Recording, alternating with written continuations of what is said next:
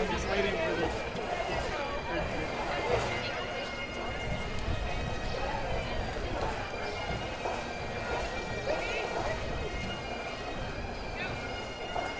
Ethan, don't graduate.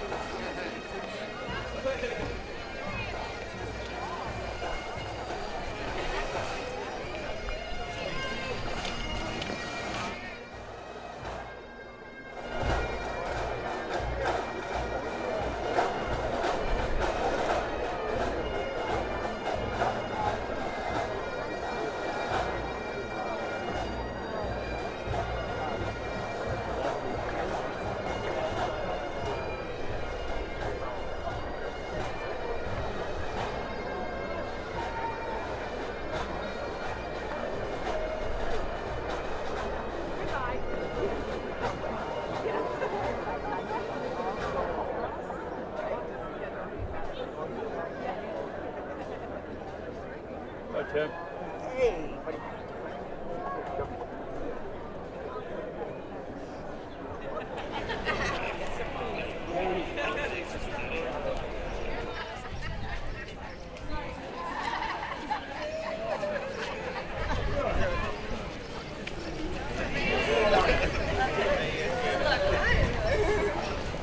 Said Joey's leaving.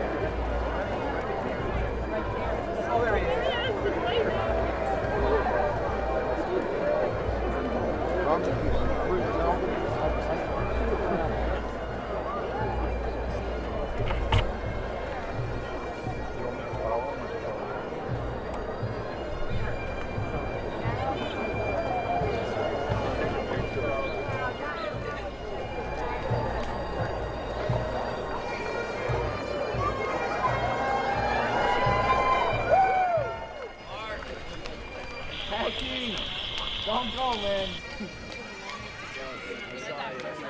Where's your scarf? I have a new one. One like 7. Lead me!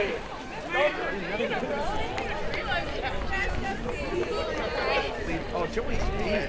Lasky. Very good. Hey, come in, hey! Joey.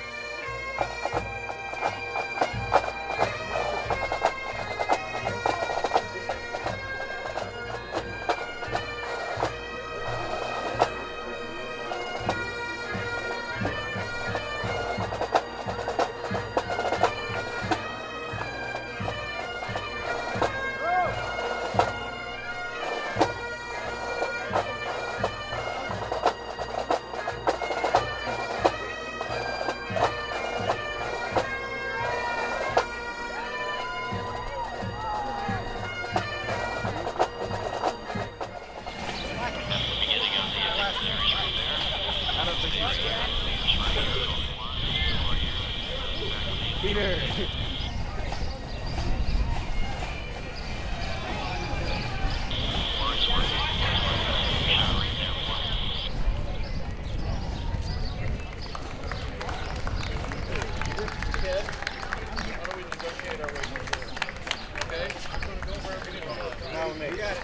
Okay.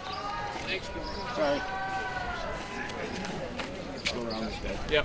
All right. Or through him. Yep. Come over. Hey, Kelly. How are you? Miss Tina. How are you? I don't know. Hopefully I'm good.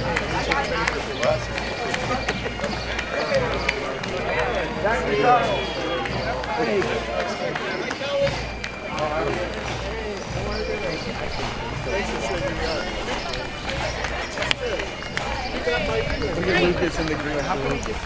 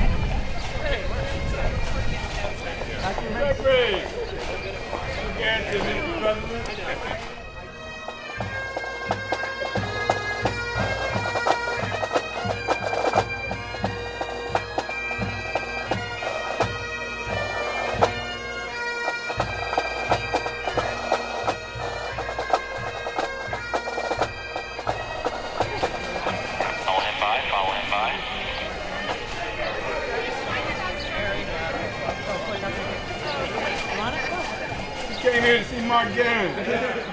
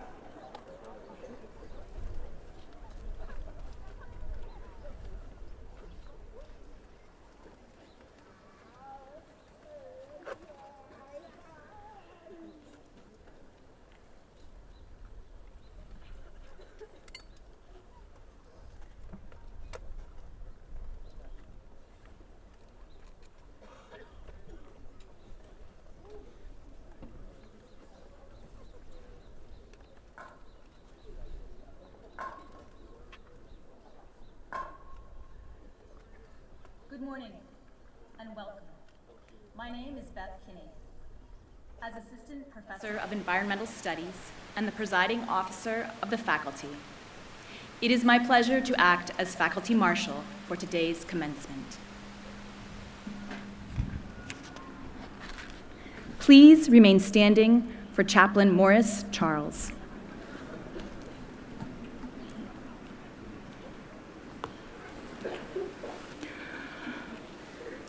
I met many of you at the threshold at senior dinner.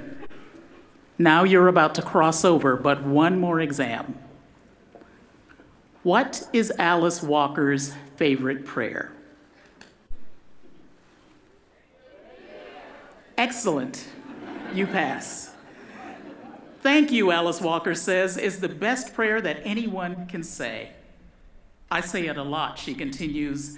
Thank you expresses extreme gratitude, humility, and understanding. So since we are gathered beneath this beautiful sky, I invite you to gather your gratitude this fantastic day. For this spring morning, gentle light, refreshing mist. For the infinite horizon stretched out before us. For this moment throbbing with anticipation and potential. To those who served with love and bid us farewell. To those who return to serve with love anew. To all who celebrate and embrace these graduates, in the presence of all that is holy, just, and good, we raise the fundamental prayer. Thank you. May this day of graduation and the joy and pride it brings so expand our generosity and deepen our affection that everyone we meet from this moment forward cannot help but utter that humble prayer. Thank you.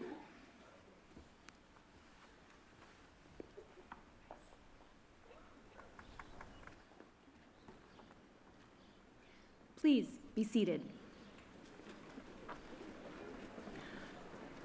Robert Kells, Professor of Music, will now lead graduating senior members of the college's chorale in a performance of Fire, Fire, My Heart by English Renaissance composer Thomas Morley.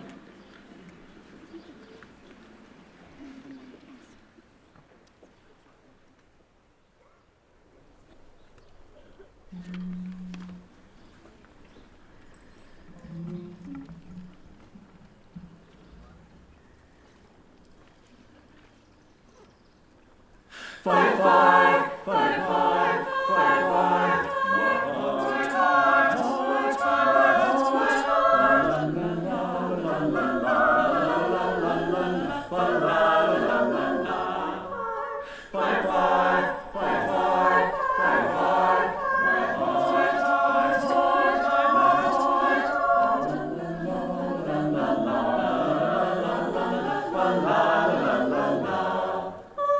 Oh, help,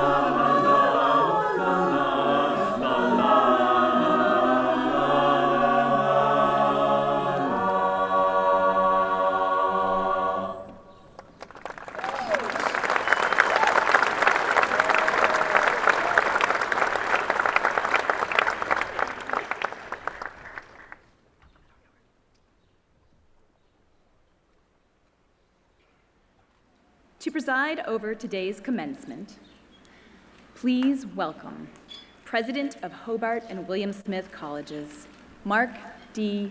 Gearin.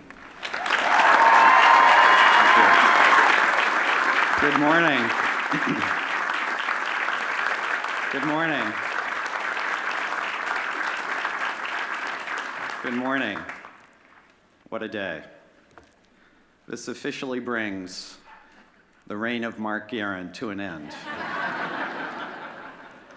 And on behalf of our trustees, faculty, and staff, we wish you all a good morning, a happy Mother's Day, and we warmly welcome you to the 192nd commencement of Hobart College and the 106th commencement of William Smith College. We want all of you to be comfortable here. The weather seems okay, but should it become uncomfortable for anyone, this is being live streamed at Albright Auditorium and Vandervoort at your pleasure. But with particular gratitude and appreciation, I am delighted to welcome to the stage this year's commencement speaker, the 42nd President of the United States, William Jefferson Clinton.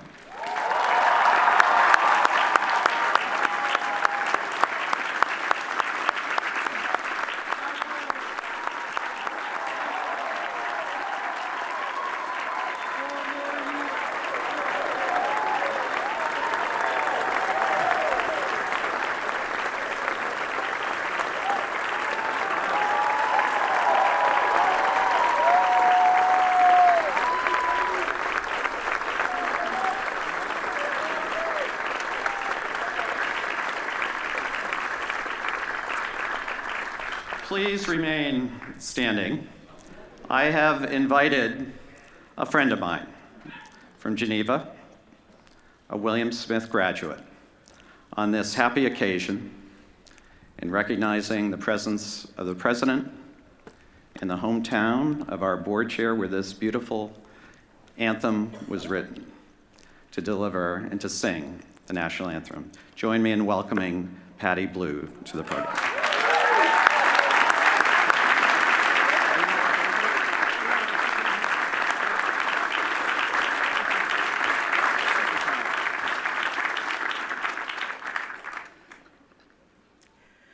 Oh, say, can you see by the dawn's early light what so proudly we hailed at the twilight's last gleaming, whose broad stripes and bright stars through the perilous night, o'er the ramparts we watched, were so gallantly streaming, and the rockets' red glare, the bombs bursting in air, gave proof through the night that our flag was still there. Oh, say, does that star-spangled banner yet wave o'er the land of the free and the home of the brave, the brave.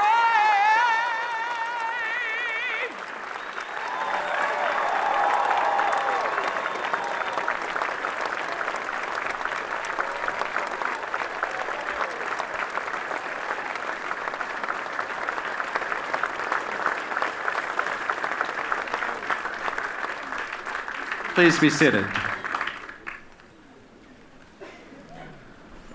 Well, that was a good start. We got the President here, we had Patty Blue here, we're off to a good start. I am so grateful for many folks that have made this moment a reality. I'm thanking in particular the reunion's marshals, Eric Lax and Mara O'Loughlin, both classmates from the classes of 1966, who led today's procession, who last year celebrated their 50th reunion. We're very fortunate to have many of our Board of Trustees with us today, including the chair of the board, Tom Bizzuto, and our vice chairs, Carolyn Carr-McGuire and Andy McMaster. And they're joined by 25 additional members of the board who've traveled to Geneva to take part in today's festivities.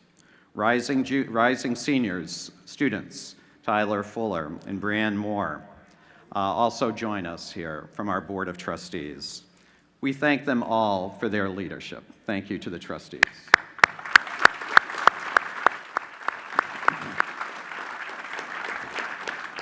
Earlier this spring, the board made a big decision, and in my judgment, a very wise decision, because they named Gregory Vincent from the Hobart class of 1983 as the next president of Hobart William Smith, and he joins us today. President Vincent.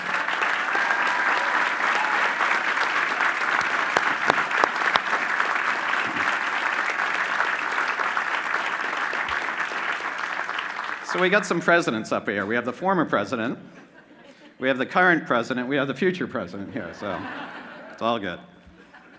We welcome distinguished guests who will receive honorary degrees, including Debra Beal, the founder of the Posse Foundation, of course. We should shout out for Debbie Beal.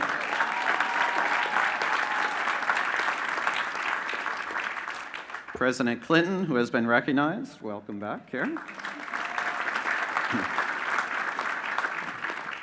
And the incredible Mary Herlihy-Guerin.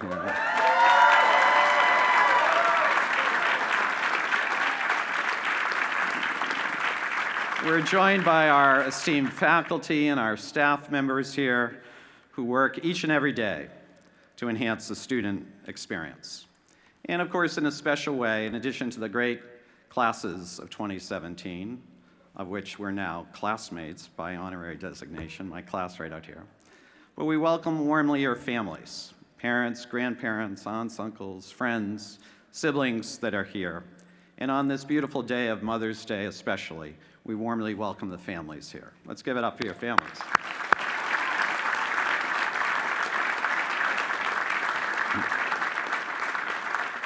It has been a tremendous honor and privilege to serve as president of the colleges for the past 18 years. It's been a blessing to stand on this stage surrounded by friends and colleagues as we graduate these talented and ambitious and creative and courageous young people who will lead us into the future in dazzling ways. Of that I am confident. So on this, my final commencement of my tenure as president, it is with tremendous pride and excitement and gratitude that I convene these exercises of commencement for the great classes of 2017. Welcome.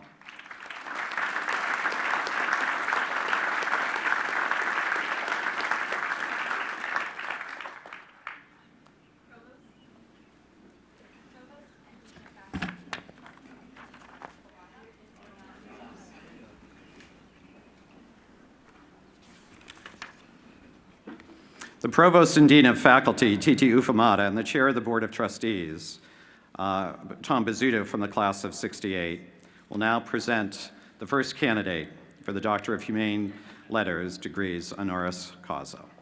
Provost Ufamata.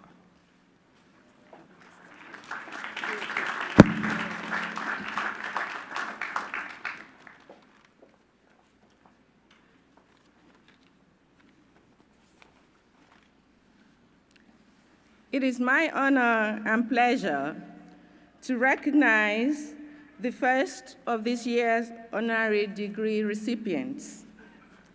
In awarding these degrees, the Board of Trustees affirms the values that stand at the core of the colleges: community service, leadership, and a commitment to academic excellence. By selecting distinguished individuals of demonstrated merit and accomplishment to be recognized by the conferring of honorary doctoral degrees, the Board of Trustees, through its Honors Committee, invites them into a special relationship with our colleges. These awards carry the full weight of the history, traditions, and ideals of Hobart and William Smith colleges. They are given with care, with respect, and with an honest affection for those whose lives and deeds we are privileged to honor. I now present Mark D. Guerin as candidate for the degree Doctor of Humane Letters.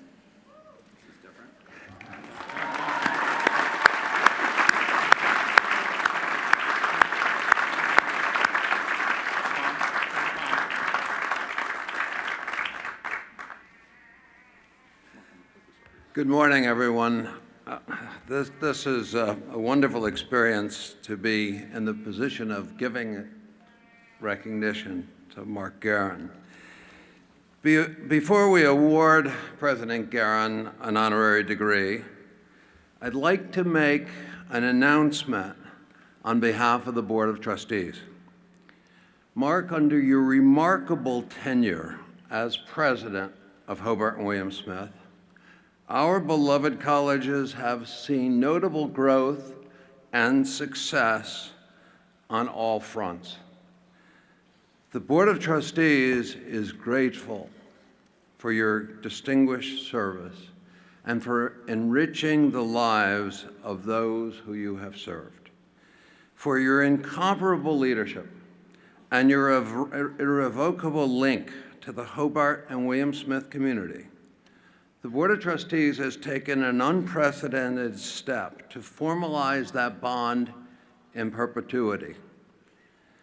For the first time in our history, and after a unanimous vote, it is with immense gratitude and sincere optimism for an enduring relationship that today we name Mark D. Guerin as President Emeritus of Hobart and William Smith College.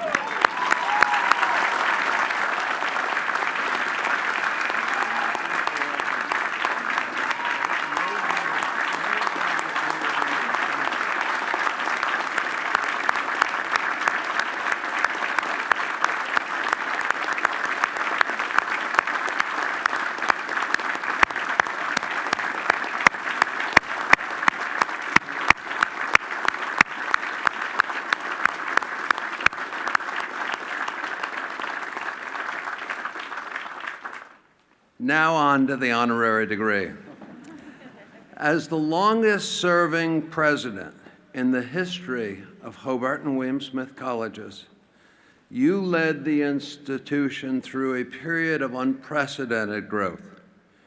During your tenure, nearly every aspect of the colleges was advanced by your vision and your emphasis on preparing students to lead lives of consequence. From strengthening the college's financial resources, including financial aid, to establishing student and community-oriented resources like the Centennial Center for Leadership, the Finger Lakes Institute, and the President's Forum Lecture Series, you brought a holistic approach to higher education leadership that values service to individuals, to communities, and to the world. You have modeled that spirit of service throughout your life as a member of President Clinton's White House, as director of the Peace Corps, as president of Hobart and William Smith, and as a deeply engaged member of the Geneva community. And so, in recognition of your wide-ranging and inclusive vision of civic life, with gratitude for your steady and compassionate leadership, in honor of the thousands of students you have inspired to lead lives of consequence for your friendship, your humor, your intelligence, your decency, and most especially in recognition of the profound difference you have made in shaping the future of Hobart and William Smith. It is my distinct pleasure by the authority of the Board of Trustees, to bestow on you, Mark D. Guerin, the first President Emeritus of Hobart and William Smith Colleges, this degree, Doctor of Humane Letters, honoris causa, together with all privileges and obligations thereto pertaining.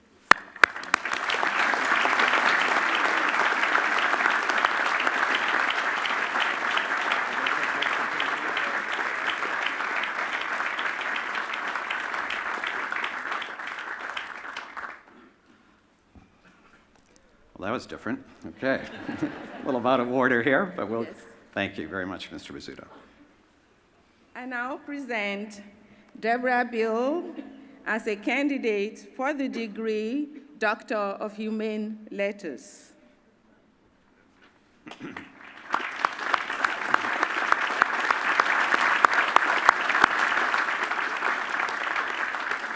Dr. Debra Beal, educational visionary, social entrepreneur, leader.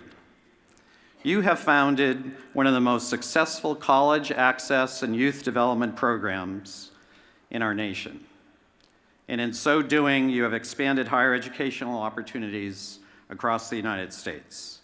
Under your leadership, Posse's success has grown to expanding to dozens of colleges and universities and changing the lives of individuals and communities. By encouraging students to rely on their posse of peers, you've empowered them to realize personal and academic success. And just as importantly, these students have entered campus like our own, sharing their experiences and enriching the classroom. Hobart and William Smith welcomed the first cohort of students from the Posse Foundation in 2013. Today, as we celebrate the graduation of these outstanding students, we recognize the visionary leadership of this social entrepreneur who made it all possible, the founder and the president of Posse Foundation, Dr. Debbie Beal.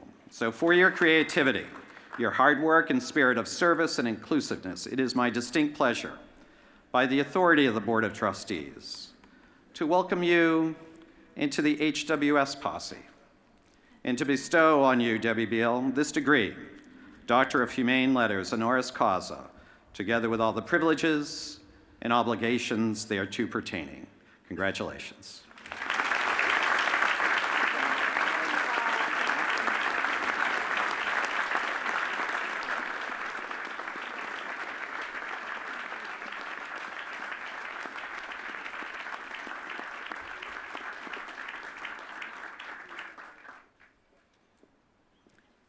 I now present Mary Hulahi Guerin as a candidate for the degree Doctor of Humane Letters.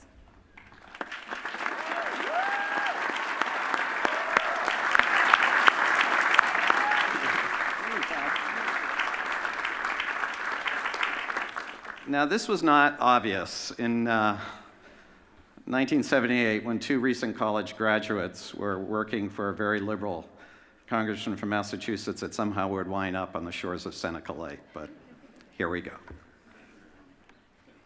Mary Hurley Guerin, each day you demonstrate that a life dedicated to the greater good is a life well lived. With enduring optimism, a keen intellect, and a gift for connecting people with opportunities, you've mentored scores of Hobart and William Smith students, helping them to realize their potential and encouraging them to pursue their ambitions. With weekly open houses, you've made the President's House everyone's house, a vital center for conversation, for comfort, and for fun.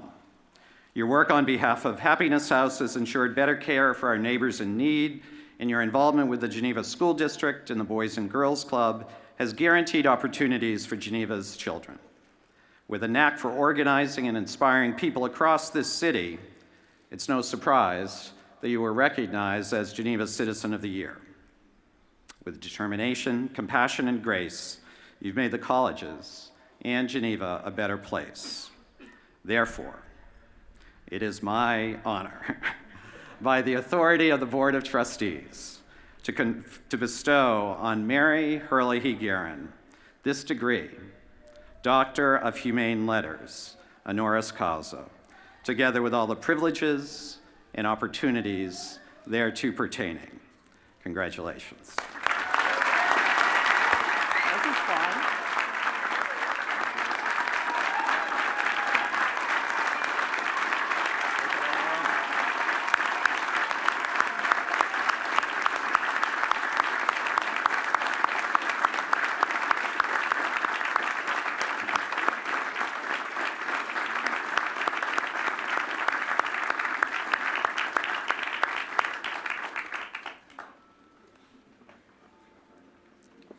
I now present William Jefferson Clinton as a candidate for the degree Doctor of Humane Letters.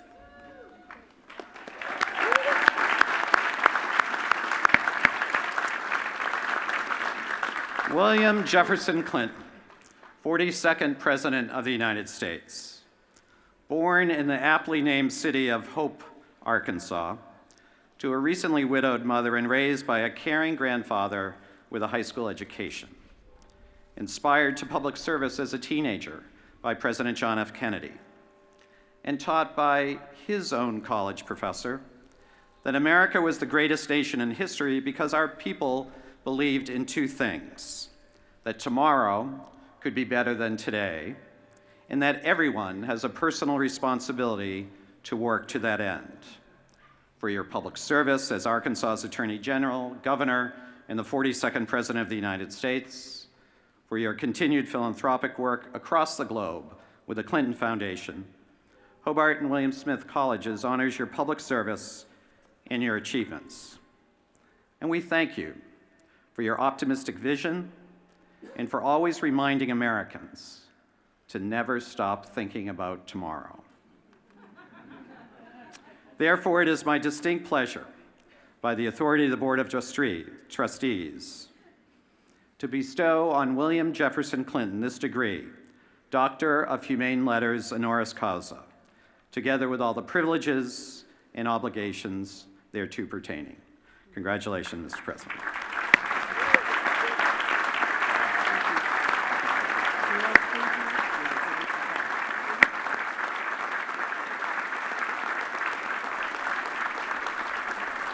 Ladies and gentlemen, to deliver our commencement address, the 42nd President, William Jefferson Clinton. Thank you.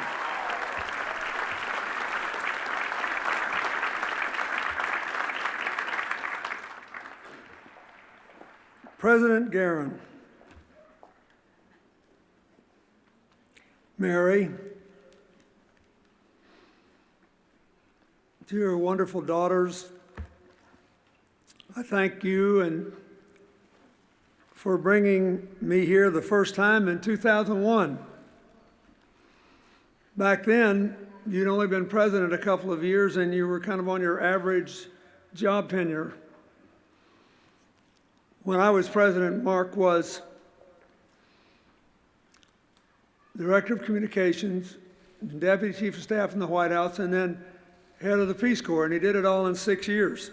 He couldn't hold down a job to save his life.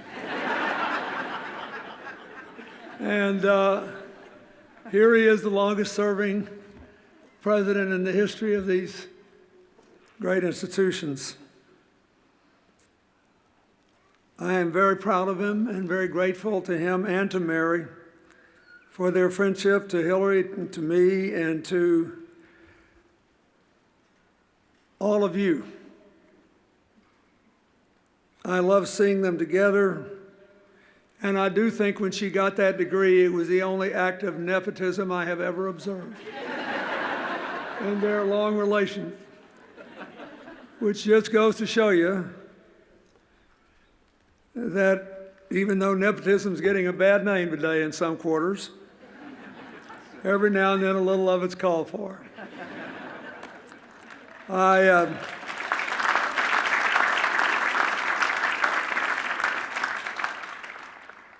I want to thank the trustees, the faculty, the staff, administration, and congratulate the classes of 2017 and your parents And friends,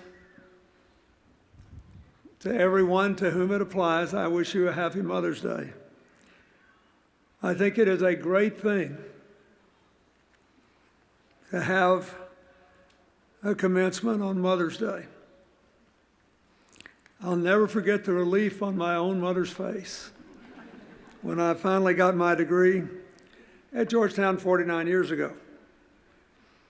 Now, the fact that I actually got a degree 49 years ago almost certifies me for becoming a mummy at the Museum of Natural History. I know that. But I'll bet you this. I bet I'm the only person here who's been out of college at least 10 years who remembers the commencement speaker's address verbatim. And I learned the best speeches are short and relevant. We were at Georgetown on the front lawn. The speaker, the mayor of Washington, D.C., Walter Washington, was introduced with great fanfare. A foreboding dark cloud came over the lawn immediately. Lightning was seen. Thunder was heard. You could see it raining right behind the campus as the cloud was moving. And here was Walter Washington speak. Congratulations. If we don't get out of here right now, we're all going to drown. If you'd like a copy of my speech, contact my office and I'll send it to you. Good luck. If that was it, if we had had a race for president, and it was 1968, if the election had occurred in that moment, Walter Washington would have received the write-in votes of every member of our graduating class. So, I want to speak a little longer, but not that much.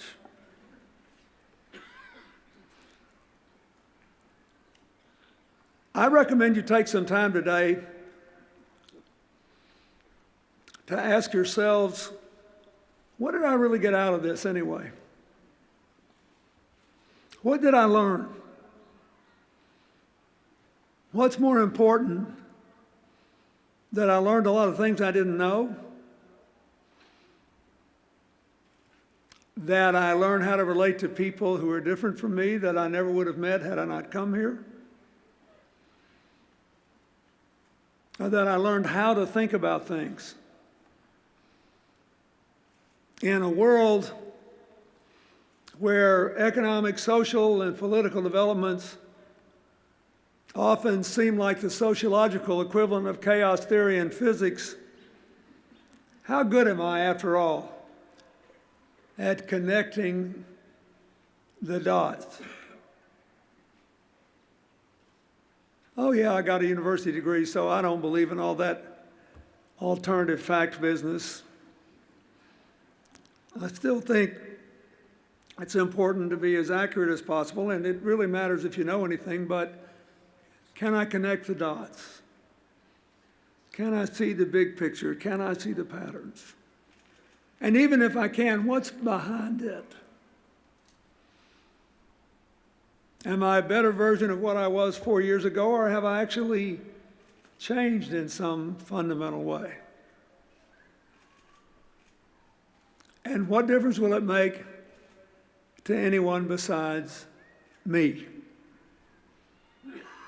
I recommend you take just a little time to think about those things today. Because you've got all these professors who worked hard, each in their own way, to get you to think about at least a piece of that. You've got your families that helped with their investment to give you a chance to have the space and support to grab a little piece of understanding of one of the most exciting and, I believe, interdependent and rapidly changing periods in human history.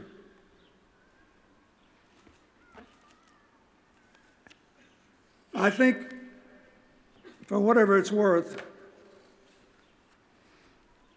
I'll tell you what I think. I believe that this global interdependence in the end will turn out to be a good thing. But there's a lot of good and bad to it.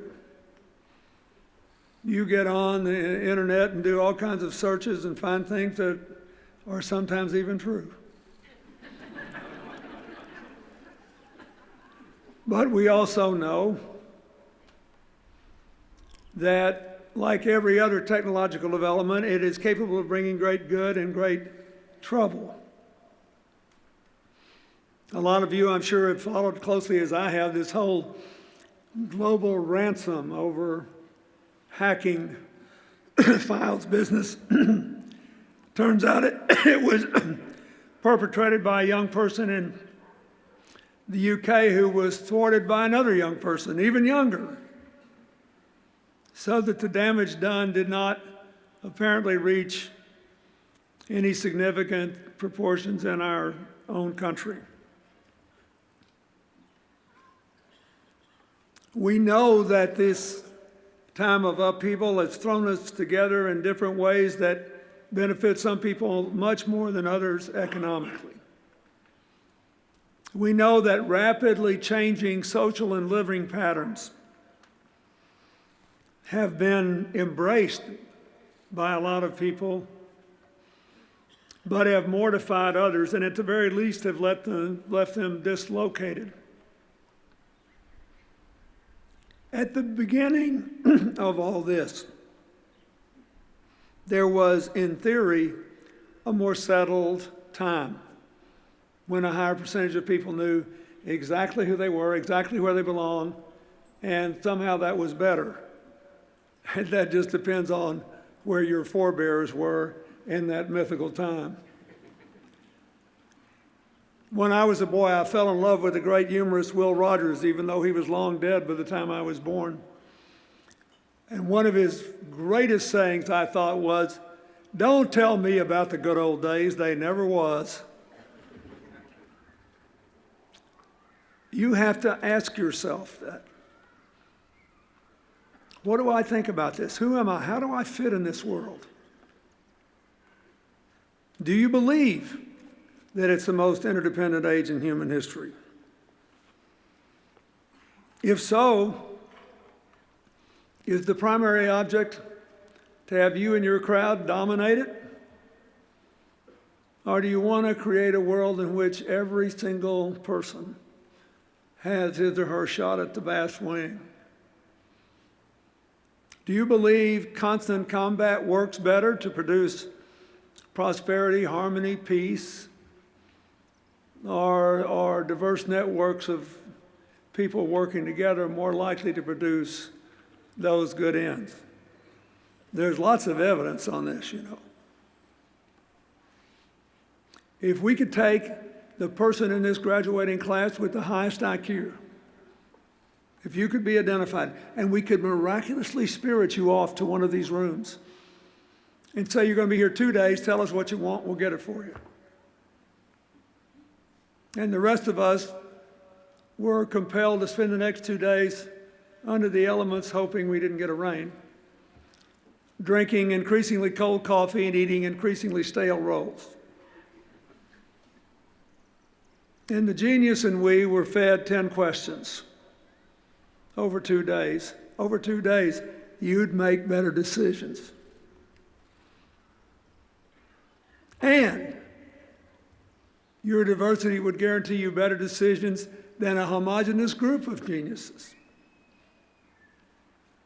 We should relish our differences, and we should feel self-confident in doing so, because from a strictly biological point of view, genomically, we're about 99.5% the same.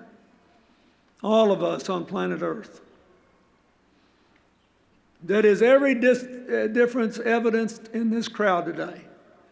Gender, race, body type, hair color, eye color.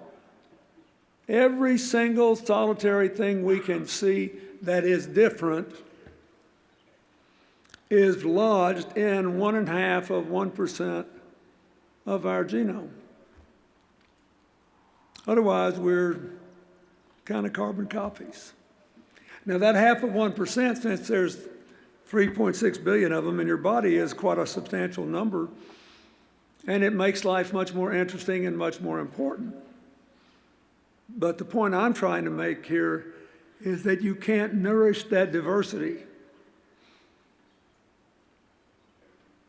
without first a bedrock acceptance in our common humanity. And yet we know in times of upheaval, when people are unsettled and their identities are not clear, that sounds like just pap. And tough-talking realism is all about how this group's a threat, that group's a threat, another group's a threat. I'll give you just one example. 0.9% of America's population are Muslims. 210,000 people have been killed in gun violence since 9/11. The percentage of them killed by Muslims is less than 0.3%. In other words, their murder rate is 1/3 the national average. But we've all heard about it. Does it mean we shouldn't be tough on terrorism committed by Islamic radicals? Of course not. But it means we shouldn't go around in a blind stupor mixing apples and oranges and terrifying some of the most talented, devoted people in this country who want to make their contribution and who help make us better, because diverse groups make better decisions and make a more interesting life. No.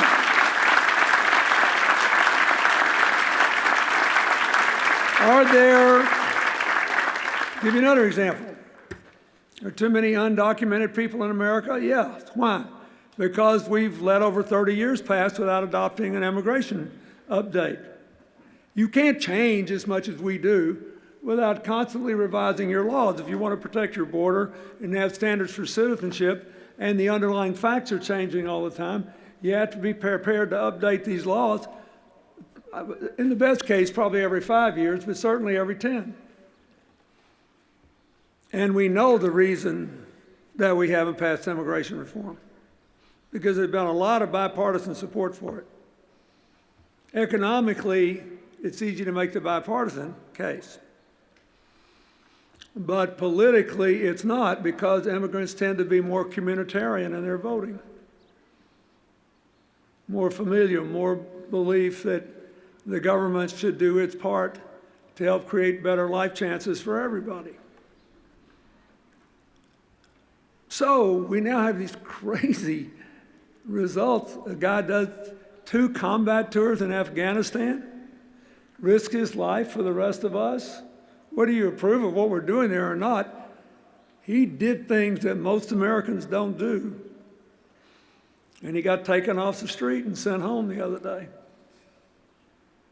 2 combat tours. Kind of embarrasses me that we let a person risk his life for us and then kicked him out.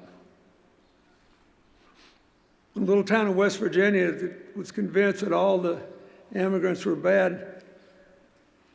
The man that ran the local Mexican restaurant was sent home. And the town was in an uproar. I thought we were only sending bad people back. He'd just been there 15 years, paying taxes, employing people, feeding people. Was it the right decision? Whether you think it's right or wrong, the point is this.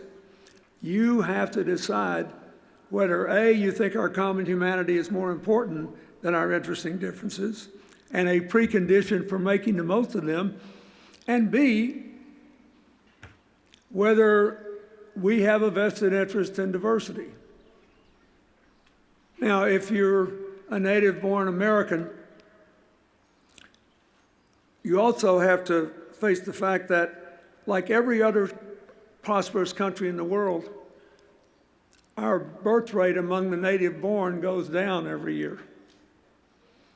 and we are barely at replacement population levels. So without immigrants, our future growth rate will be much lower, and the tax burden that will be on those of us who are left will be much higher, because those of us who are older are the fastest growing part of America's population, and we consume more health care costs, for example. I'm not asking you to resolve this today. I'm not even trying to make a political point exactly. The point I'm trying to make is you have a precious resource in this country. It has given us, among other things, the best system of higher education, especially for undergrads, in the world and in the history of the world. This is a special place. I'm looking out at my proud friends, James Carville and Mary Madeline. I don't want to embarrass their daughter, Maddie's in the class, but I actually recommended she come here. And I said, you know, this place is great. They love community service. It's service-oriented. We've all got to expand our definition of citizenship to include that. I'm not arguing for any specific position. I'm just trying to say, you don't need a world that will put the American experiment and all America's assets at peril by saying us and them is a better model than expanding the definition of us and shrinking the definition of them. You know, I do a lot of work. I do a lot of work now with the second President Bush. We have fought like cats and dogs in our life. We have disagreed over all kinds of things. But he's not afraid of immigrants. He would happily go with me to South Texas and have a political debate on any issue. And he knows we need them. If you look at his beautiful portraits of wounded veterans, it's obvious that some of them are first-generation Americans. This doesn't have to be a party issue. You have to decide, and your generation will determine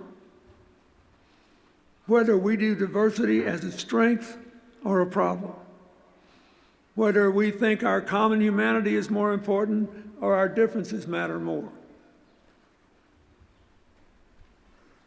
Everything else is going to be background music. I promise you, much as I hate it, Russia's cyber warfare doesn't bother me. Not if America keeps being America. They beat us into space too, and look where we are today with our space programs. Life's always going to have problems. We have a serious challenge today to create more jobs in places where jobs have been left behind. But if we quit playing politics with it and think about how the best way to do it is, it'd be fairly simple and straightforward to do. I'm not worried about that. I'm worried about what's in your mind and what's in your heart.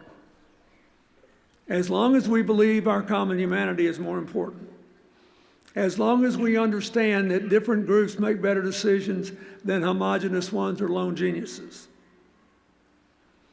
as long as we realize the great thing about life is not final victories, and the great tragedy is not final defeats. There aren't any final victories or final defeats. It's the journey, it's the deal. You stand up and do the best you can at the moment you have, and then you go on and live the next moment. It's going to be fine. I'd give anything to be your age again. Just see what's going to happen. Last couple of years, the 20 planets have been identified outside our solar system that seem to have sufficient distance from their suns and sufficient density that they might be able to contain life. Now, that's the only thing that will ever finally unify us here. Oh, look at that.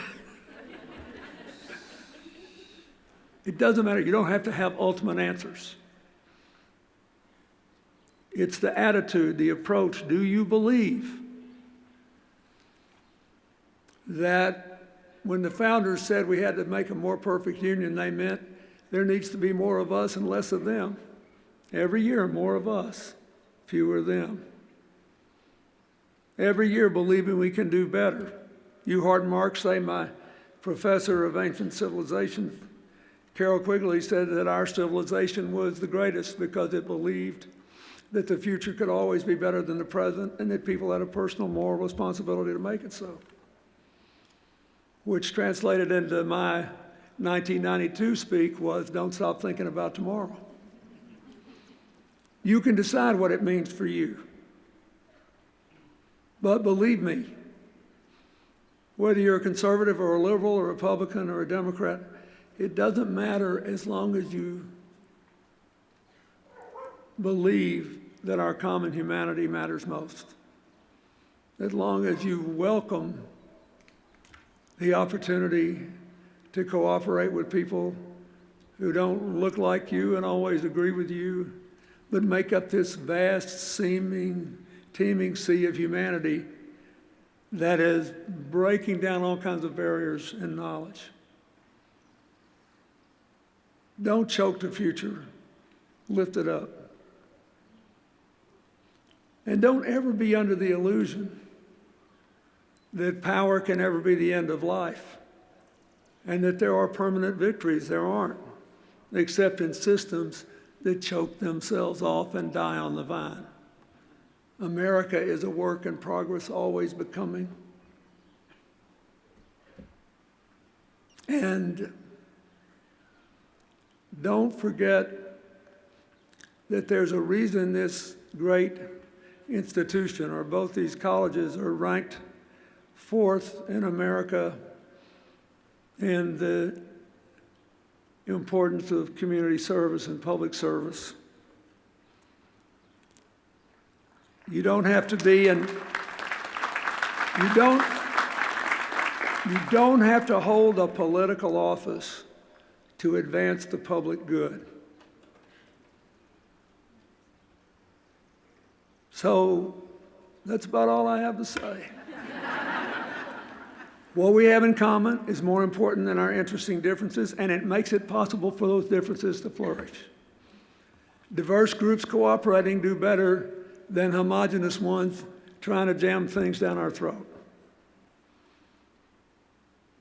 And they are capable of morphing and meeting new challenges. No one should be left behind, and no one should be denied the chance to exercise a responsible role.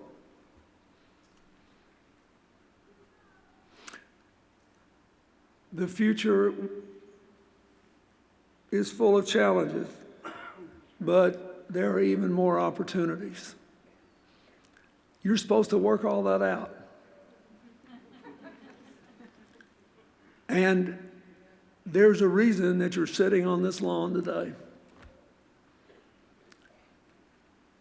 Think about what people were like the first time your first forebears of Homo sapiens stood up on the East African savanna between 150 and 200,000 years ago. From that day to this, most people who have ever lived had no choice about how they spent their waking hours. They had to struggle to put food on the table and support their children.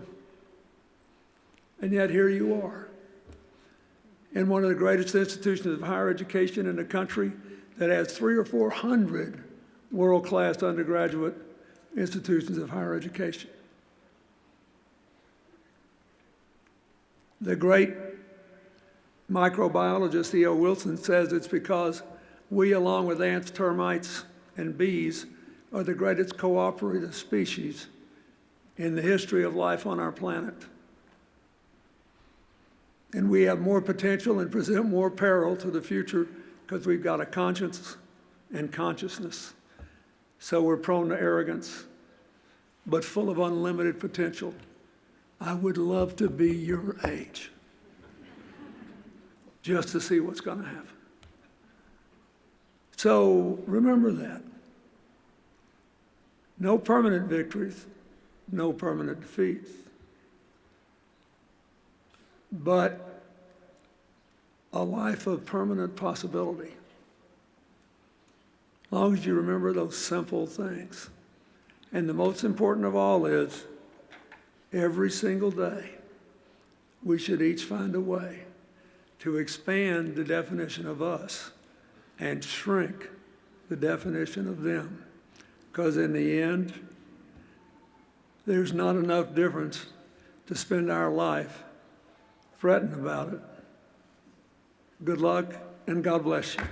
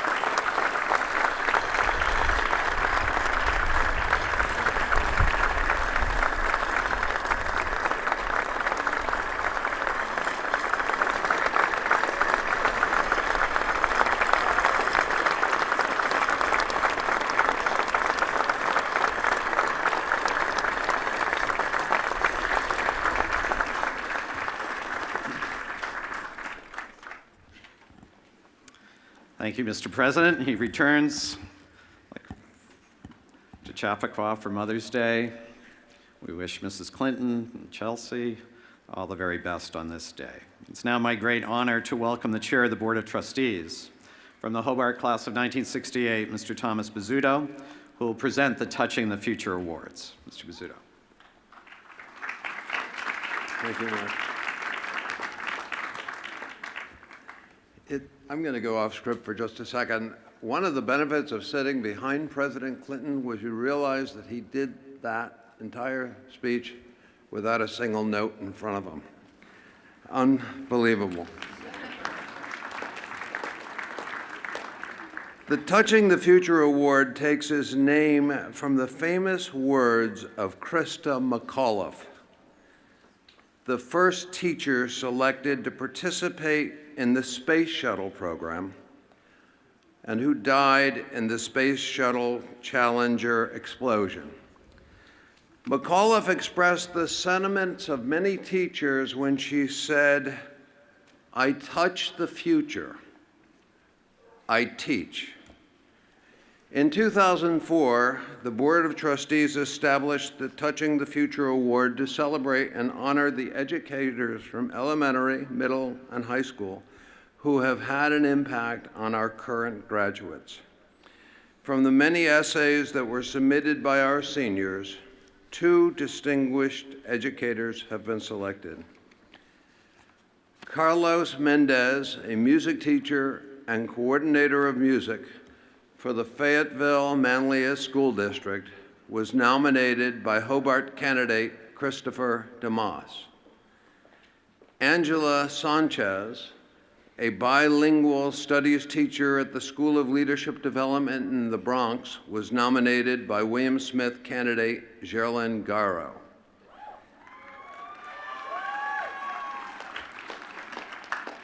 Carlos Mendez and Angela Sanchez, for your important work as educators, mentors, and leaders, and for embodying the mission of the colleges in leading lives of consequence.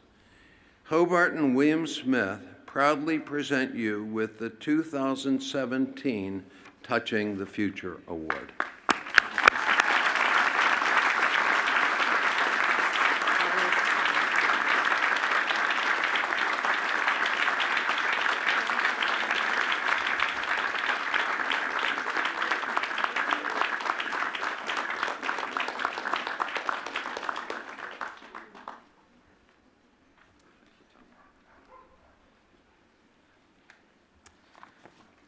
Thank you, Mr. Bizzuto, and congratulations. Hobart Senior Matthew Skinner and William Smith Senior Sidney Gomez have been selected to offer their reflections on this important moment in their lives, and I call them forth to deliver the senior speeches at their commencement activities.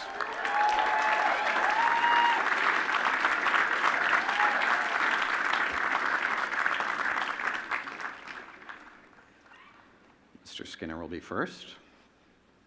Ms. Gomez.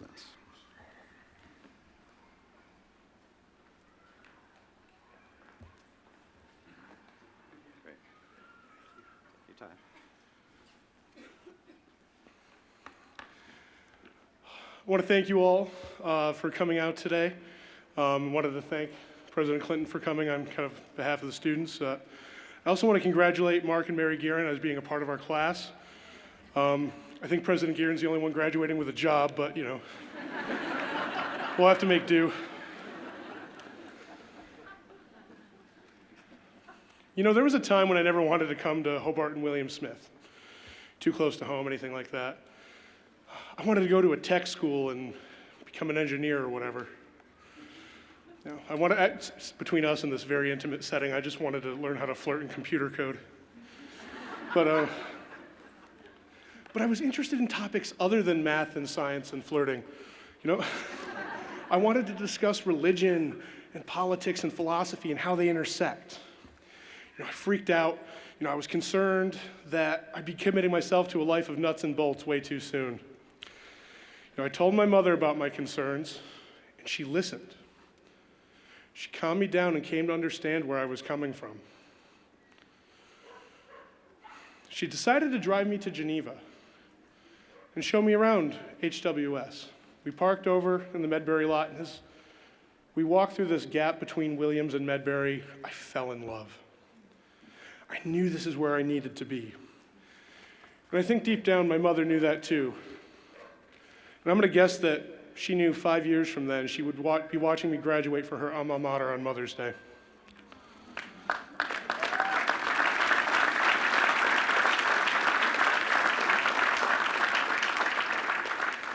Now, to all of the mothers in the crowd, I want to wish you all a very happy Mother's Day.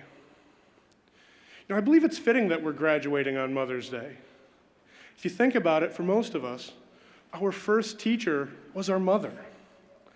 And now we're collectively celebrating our academic achievements together with the people who kick-started the process and have been supporting us ever since. You know, our mothers were our first educators, and I want to thank you for that. Speaking of education, what do you think is the most important act in education? I mean, I can tell you what I think it is, but it's an act which requires us to subject ourselves to the knowledge and expertise of those more accomplished than us, our professors, our parents. It's an act which requires us to be vulnerable to critique and criticism.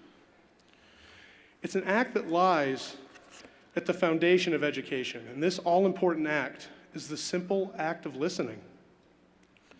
It is through listening that we have been able to progress through the classroom and graduate today, and form the unbreakable bonds of friendship that we cherish and we're not going to let go just because we're graduating.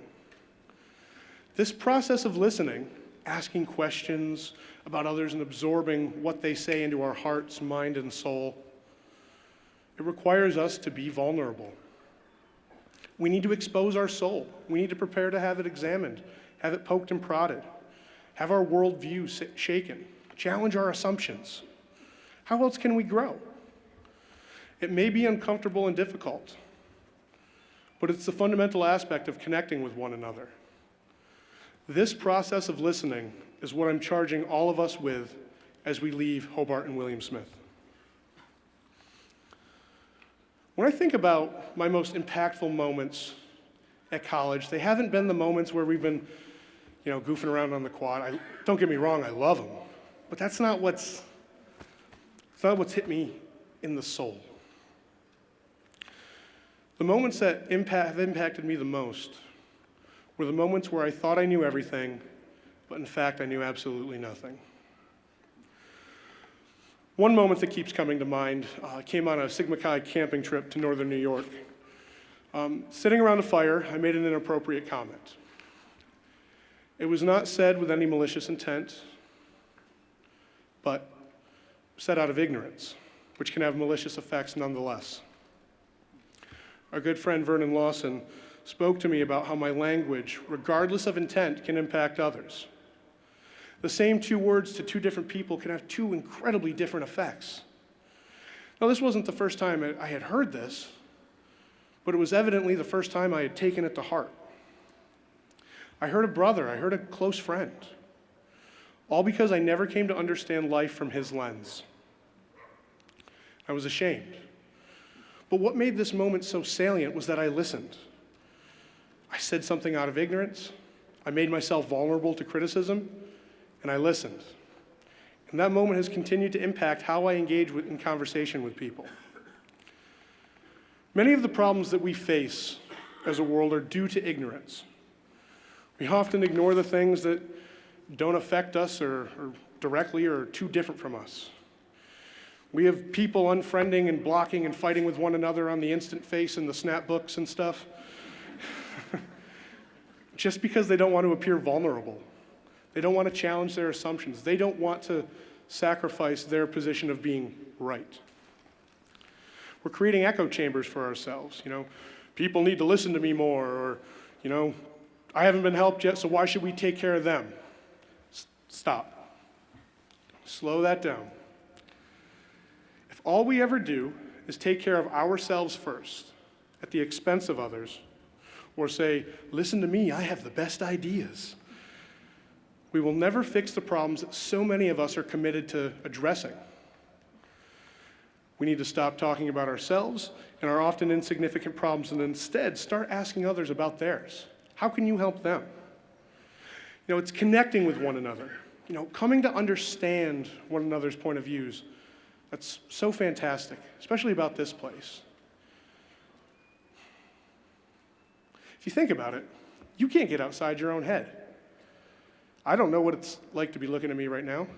I don't know what it's like to be sitting in the first row or up on the hill. But the way you can get to know that is through engaging in meaningful conversation. Not listening to reply, but listening to understand. That's how we gain a multiplicity of worldviews which can help us along the way.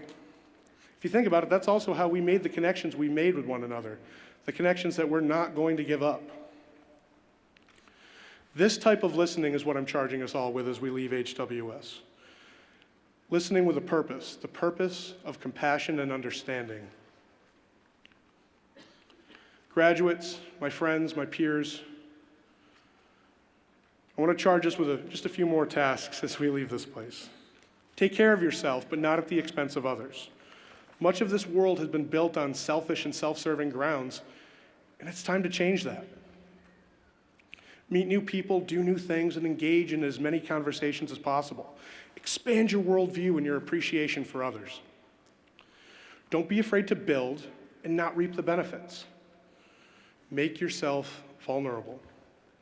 You learn the most about yourself when you're denied of the usual comforts. Connect with others, especially those who are on the surface the most different from you. It's people you just don't think you have a connection with. Our bonds with one another is what makes life worth living. Cherish within your heart the love of those characteristics which will make you the best parent, partner, coworker, and friend. Don't silence those who have been silenced their whole lives. Often it's the quiet person in the corner who has the best stuff to say. And lastly, for the love of God, shut up and listen. Thank you.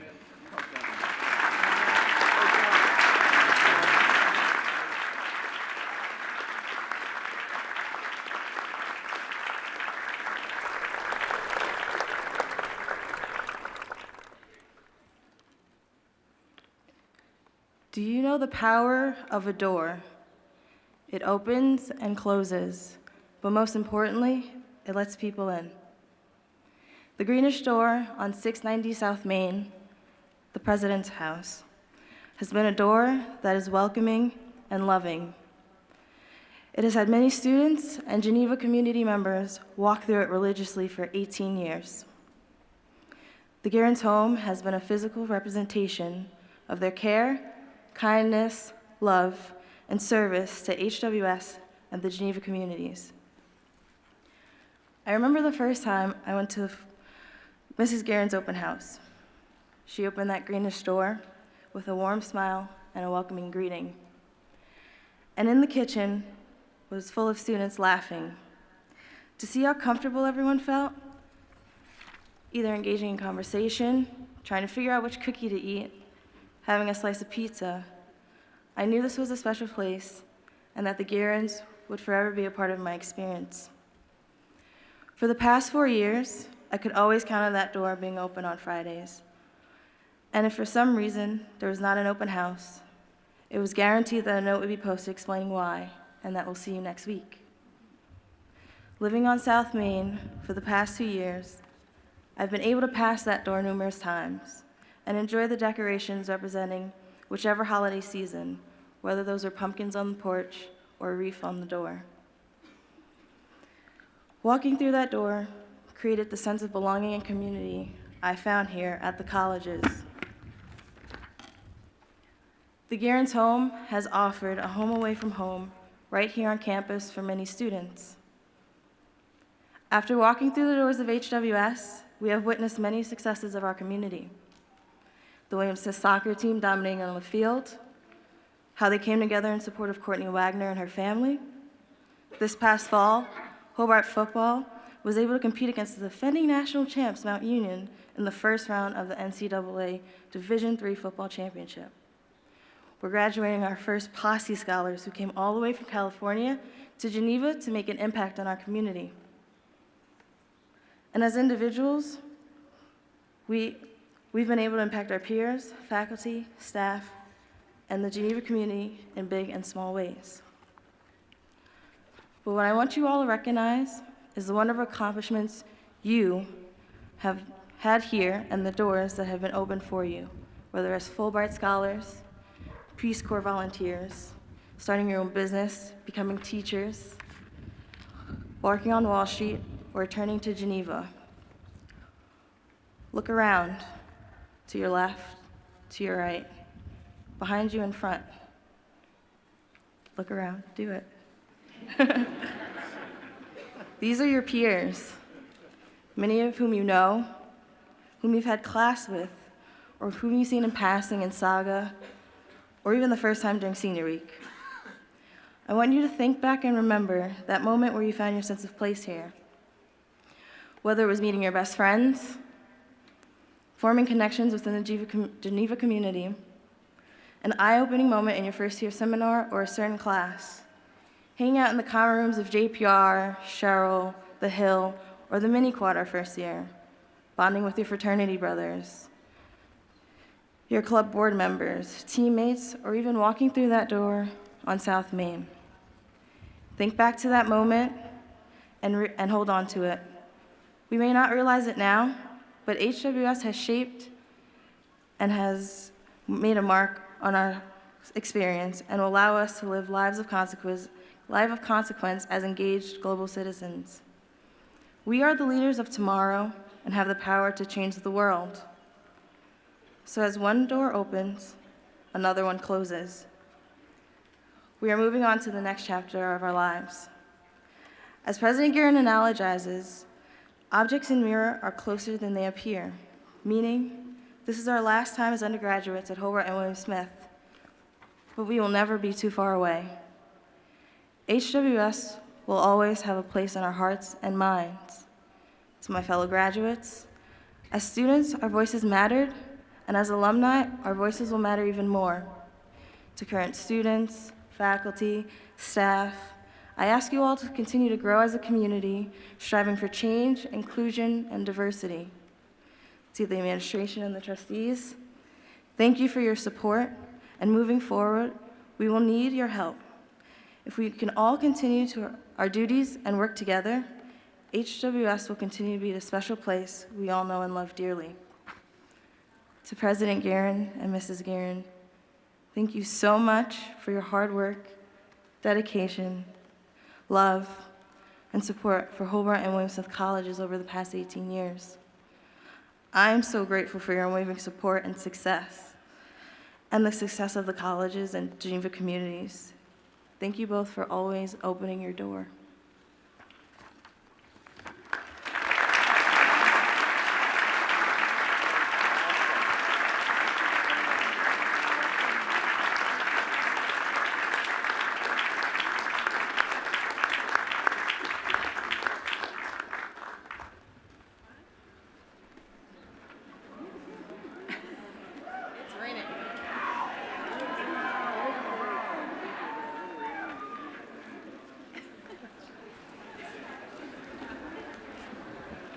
Welcome back to the reign of Mark Guerin. It's okay. Well, we toughened you up here in upstate New York.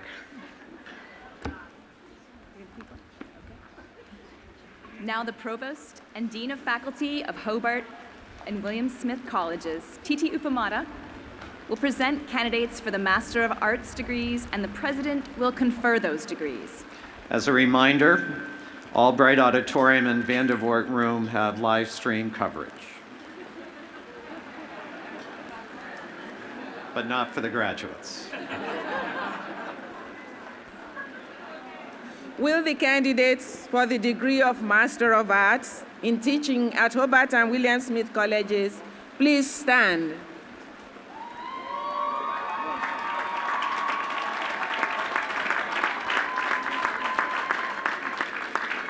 I have the honor, Mr. President, to present for the degree Master of Arts in Teaching with honors and praises to be mentioned, the candidates now standing before you who have completed the requirements accepted by the faculty for that degree. By the authority delegated to me by the Board of Trustees, I confer upon you the degree Master of Arts in Teaching.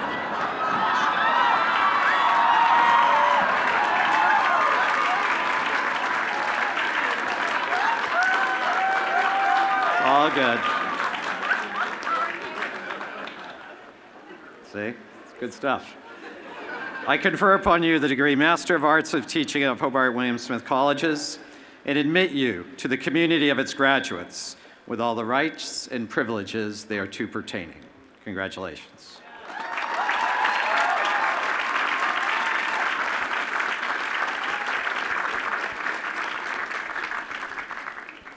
The Dean of Hobart College, Eugen Baer, and the Dean of William Smith College, Catherine Gallouet, will now present candidates for degrees, and the President will confer those degrees.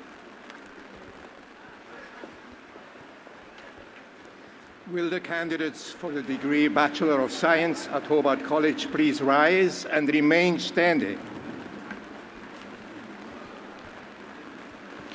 I have the honor, Mr. President, to present for the degree Bachelor of Science with honors and praises to be mentioned, the candidates now standing before you who have completed the requirements accepted by the faculty for that degree. By the authority delegated to me by the Board of Trustees, I confer upon you the degree Bachelor of Science of Hobart College and admit you to the community of its graduates with all the rights and privileges thereto pertaining.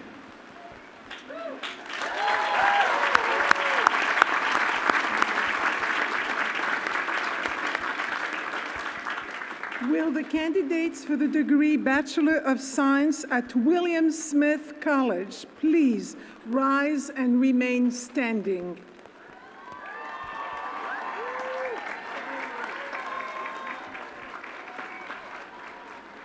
I have the honor, Mr. President, to present for the degree Bachelor of Science with honors and praises to be mentioned, the candidates now standing before you who have completed the requirement accepted by the faculty for that degree.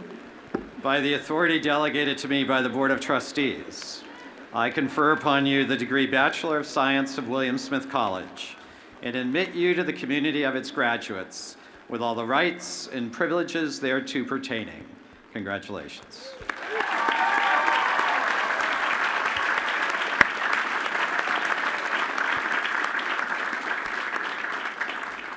Will the candidates for the degree Bachelor of Arts at Hobart College please rise and remain standing? I have the honor, Mr. President, to present for the degree Bachelor of Arts, with honors and praises to be mentioned, the candidates now standing before you who have completed the requirements accepted by the faculty for that degree. By the authority delegated to me by the Board of Trustees, I confer upon you the degree Bachelor of Arts of Hobart College and admit you to the community of its graduates with all the rights and privileges thereto pertaining. Congratulations.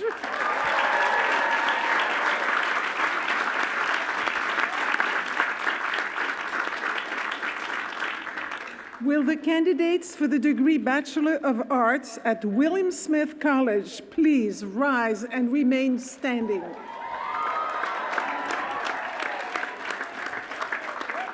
I have the honor, Mr. President, to present for the degree Bachelor of Arts with honors and praises to be mentioned, the candidates now standing before you who have completed the requirement accepted by the faculty for that degree.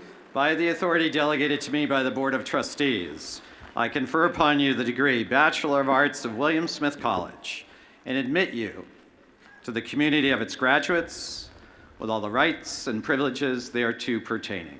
Congratulations.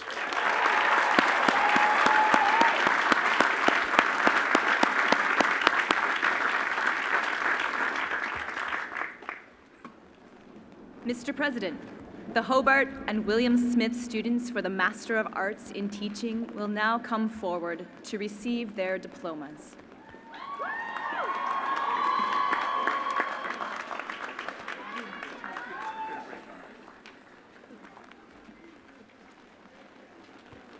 Chatham Rose, Trefren Anastasie.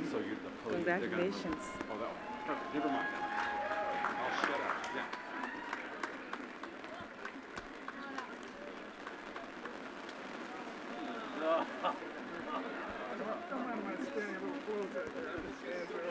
I don't think we should. I think we should give them the certificates, they will get wet. Samantha B. Cohen. Sarah Michael Friedman. Rachel Elizabeth Glattman. Camelo Guillermino. Danielle Carey Muller. Jeffrey Michael Rizzo. Taylor Rose Sweet.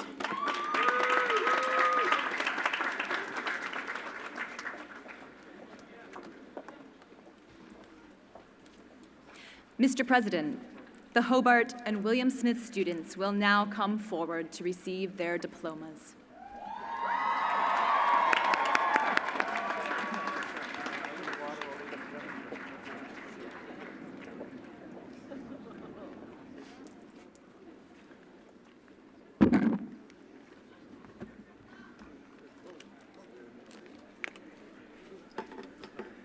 Abigail Elizabeth Abinor, magna cum laude.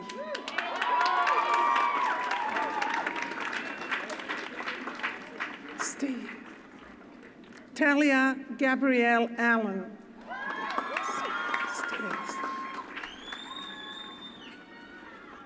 Rix Carmichael Alosa. Stay.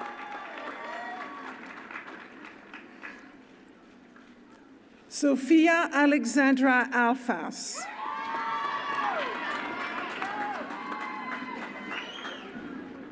Jeffrey W. Altman.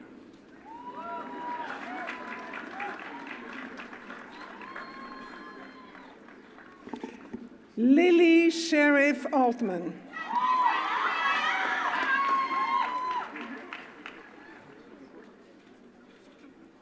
Madeline Amsterdam, magna cum laude.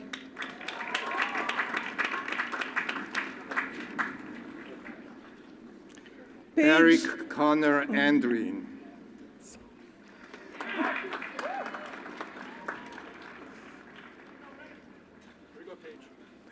Paige Snowden Andrews, cum laude.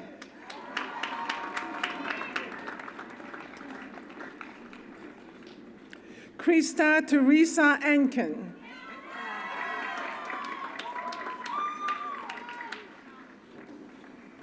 Camille Taylor Applegate, cum laude.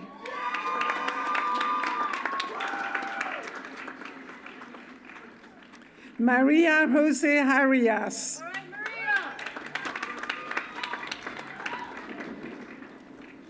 Abigail May Arkey, summa cum laude.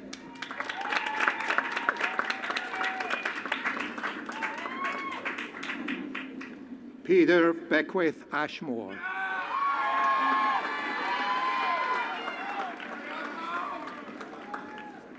Emily Jean Aziz, cum laude.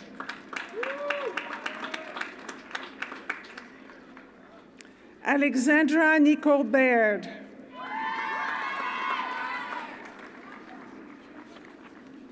Matthew John Bellini.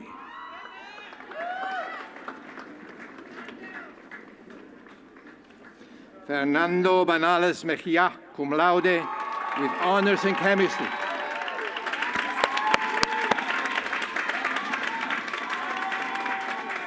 Elizabeth Ann Barnard.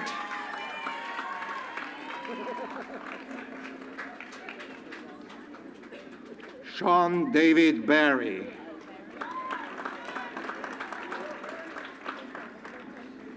Ariana Joy Bashara.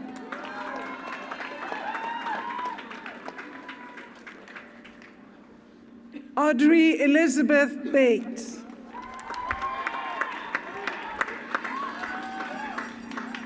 Robert Bauer.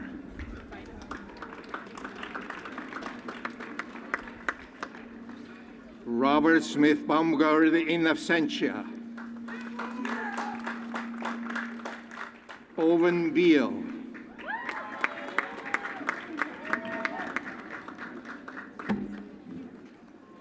Mary Margaret Bell.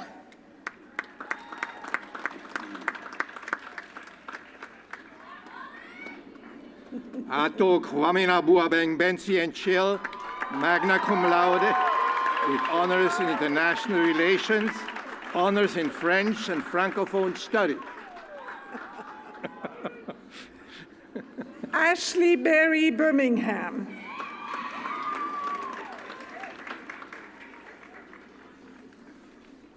Trevor Maxwell Berninger, cum laude.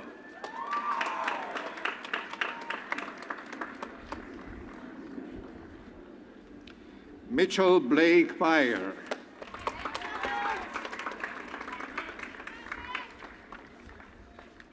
Nicholas West Bingaman.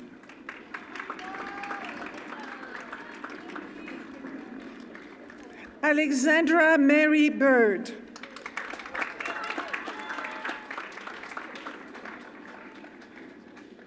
William Bird.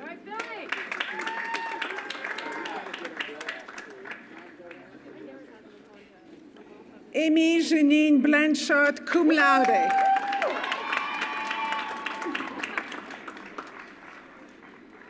Emily Catherine Blanchard.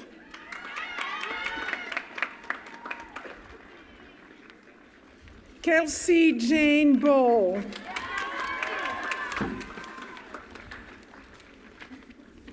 Madeleine Tates Bowles, magna cum laude.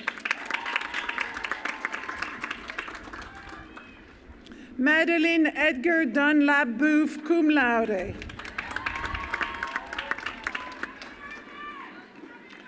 Jessica Rochelle Borby.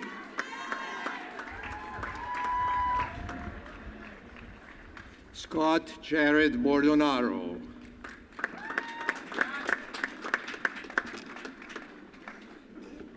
Matthew Francis Bouchard.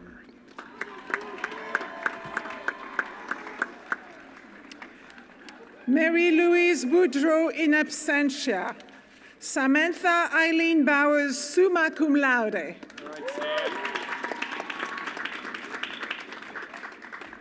James Ludwig Bowling in absentia. Lindsay Rose Brandt, cum laude.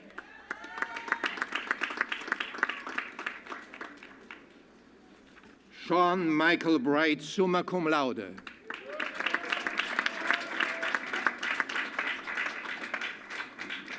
Hannah Putney Brooks, cum laude.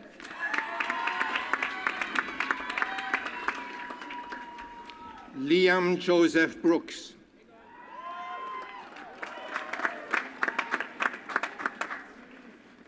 Caitlin Mary Brown.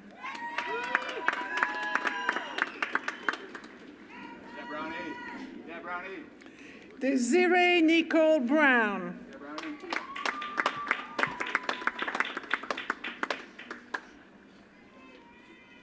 Frank George Brown.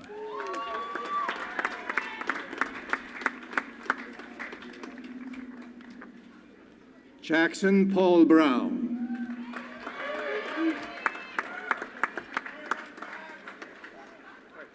Benjamin James Brownell.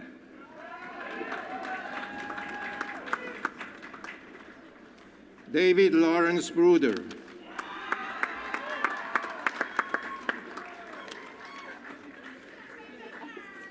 August Alexander Bruno, magna cum laude.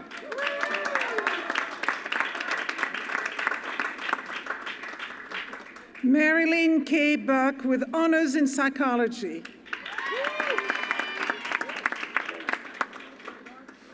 Kelly Lincoln Buffington, magna cum laude with honors in biology.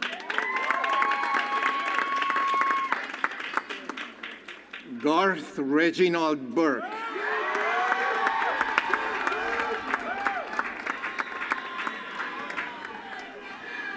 Bradley David Burns.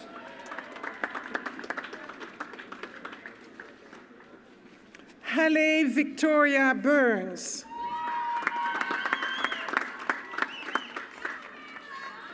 Joseph Michael Busutil Jr.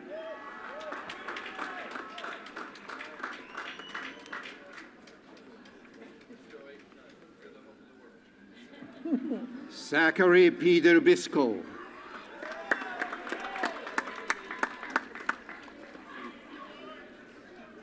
Yu Kai cum laude.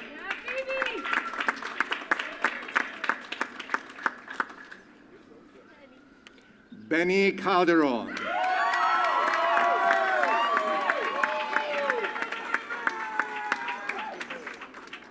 Shea Anna Callahan cum laude. Scott Stanton Cullinan, magna cum laude with honors in physics. Margaret Alice Chase Cameron, summa cum laude.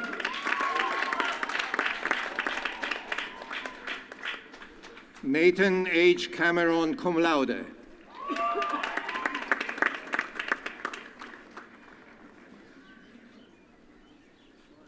Thomas James Campion, magna cum laude with honors in history.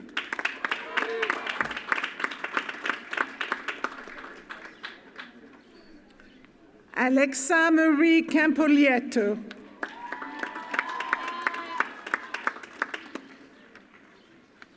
Jerome Anthony Capadona.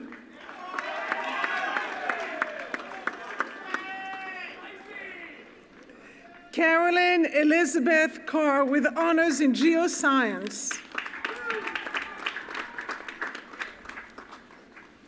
Lauren Ann Carr with honors in German studies.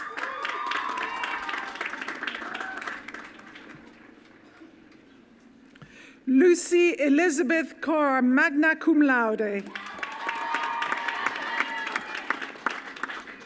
Joseph Anthony Carrock II.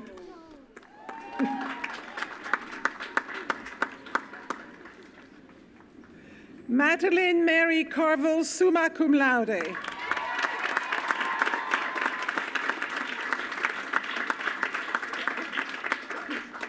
Sophia Ann Catania.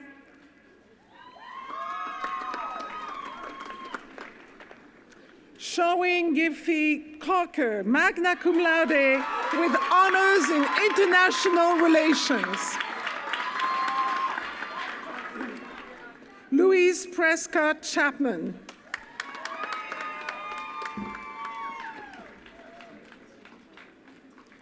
Courtney Elizabeth Chase, magna cum laude.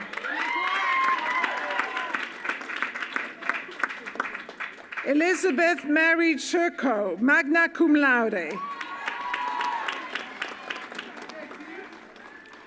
Alexandra Nicole Sierra, magna cum laude. Thomas Ryan Clifford, cum laude. Brittany Gibson Coburn.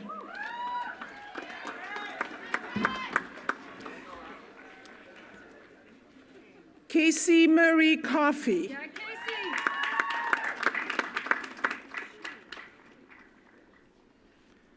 Todd Collier Jr.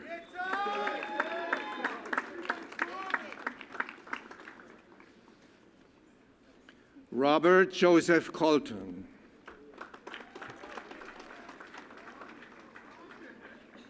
William Hogue Conard Malley, summa cum laude with honors in history.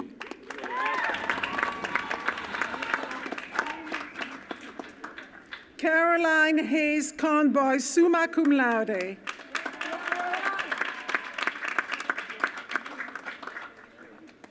Erin Elizabeth Condom, summa cum laude.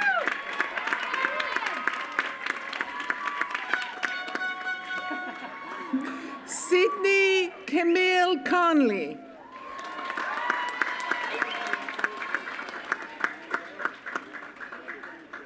Leah Ruth Connerty.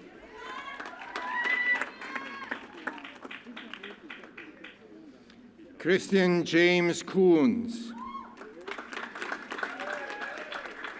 James John Mandeville Cooper in absentia, summa cum laude with honors in biochemistry.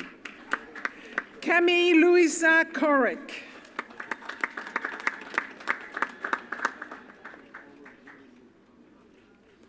Daniel Scott Corran.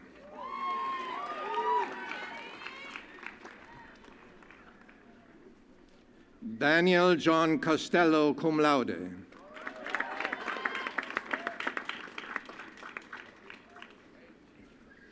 Paul Louis Cotnam. Kenneth P. Coughlin in absentia. Oh, he's here. Surprise. Oh, God. Matthew Nelson Craig.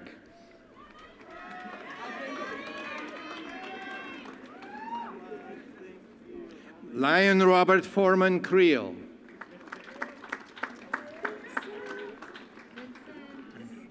Vincent Creer.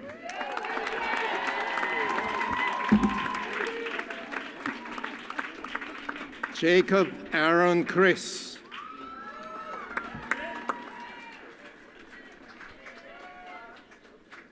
Joey Ann Crivelli, magna cum laude.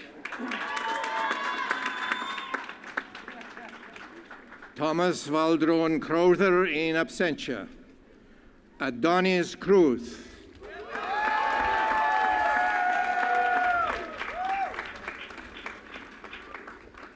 Sean Edward Cunningham, cum laude.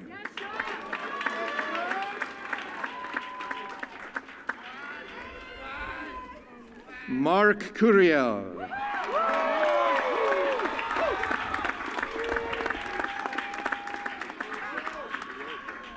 Mohammed Kamal Daajne.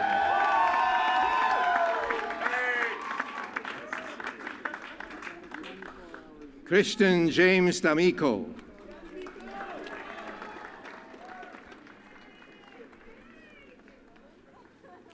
Carl Damour Belisario, cum laude.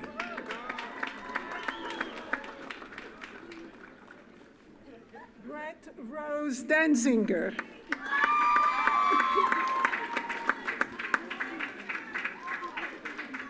Mark Abraham House Darden.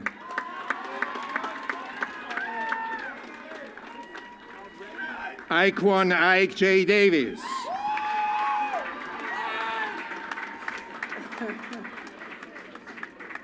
Thomas Graham Davis, Jr.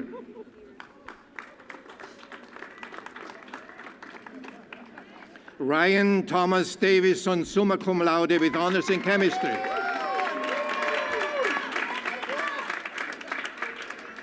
Caitlin Tiboro Deck.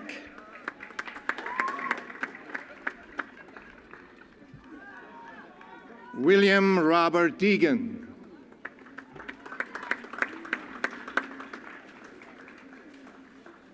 Caitlin Ellen Dehart, summa cum laude.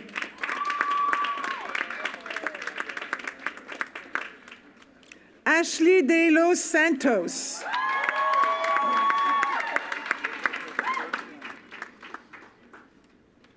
Matthew Charles de Maria.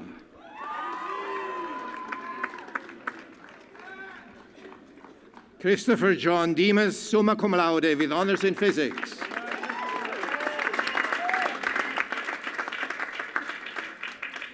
Lacey Denning.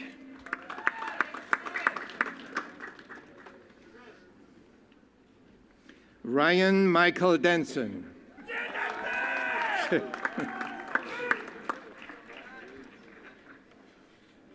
Sarah Manley DeVolt Feldman, magna cum laude with honors in anthropology. Madeline Devereaux.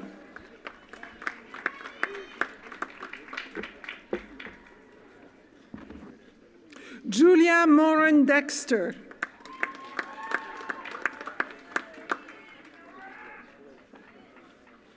Alisa Marie DeCampli.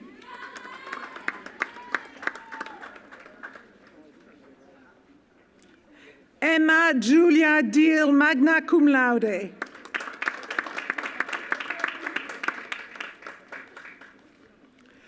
Molly Elizabeth Dietrich, magna cum laude. Madeline Jane Dietz. Justine James Di Giulio in absentia. Christopher Doak, magna cum laude.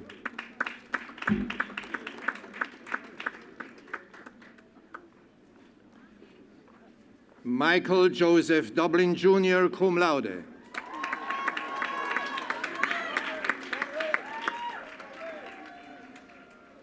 Viola Catherine Doles, cum laude.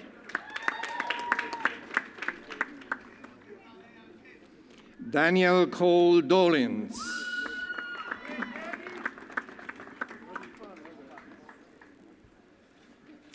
Jane Catherine Donabella, magna cum laude with honors in writing and rhetoric.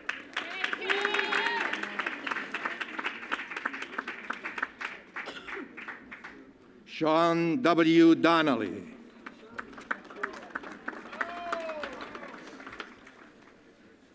Lauren Julia Downing.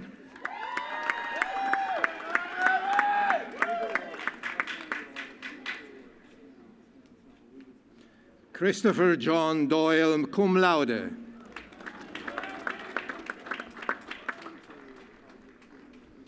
Georgi Dragomir.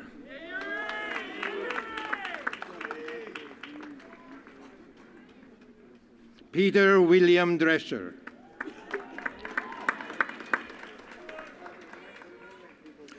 Polly Stevenson Duddy, cum laude.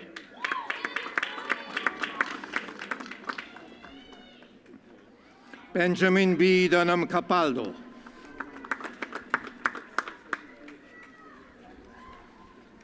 Patrick Jackson Dunk.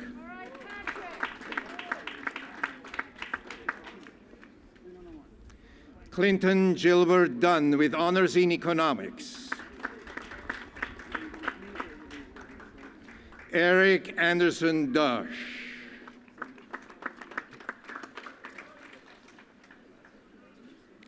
Sarah Mary Eichhorn, cum laude.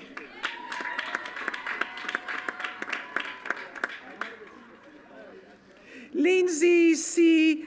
Enchelmeyer.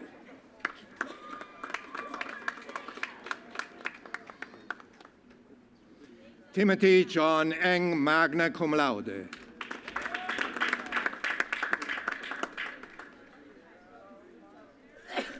Audrey Elizabeth English, magna cum laude.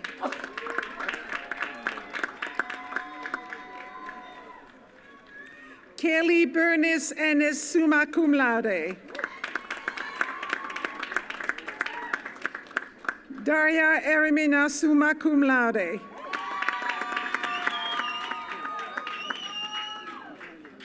Robert Quinn Erickson.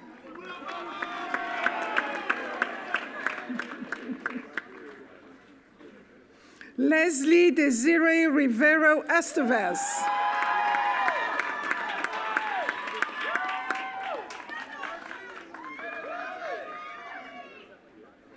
Gabrielle Nicole Yor.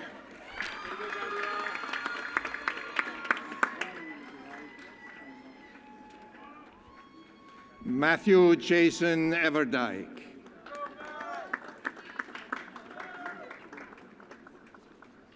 Griffin Patrick Falvey.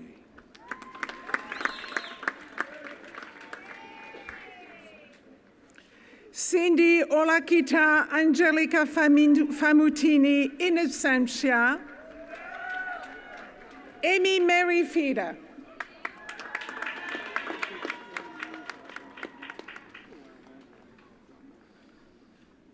Andrew Patterson Feinberg.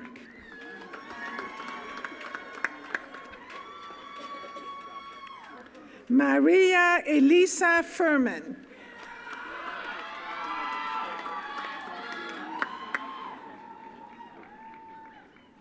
Mikhail Yevgeny Fisher with honors in geoscience.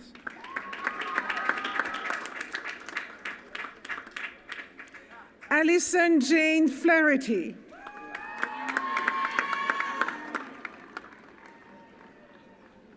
Gregory Elias Flood.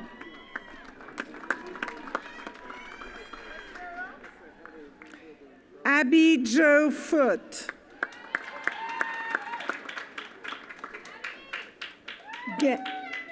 Gail Allison Foster.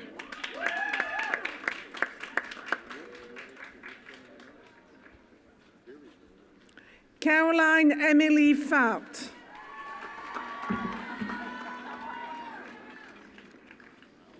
Theodore Wolcott Reed Freilingheisen.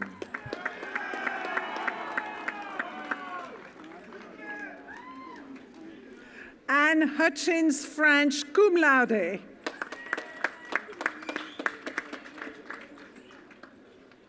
Emily Farrell Friend, magna cum laude.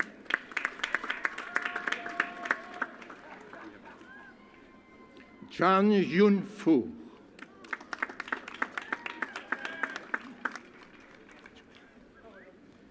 Charles Joseph Gaglione.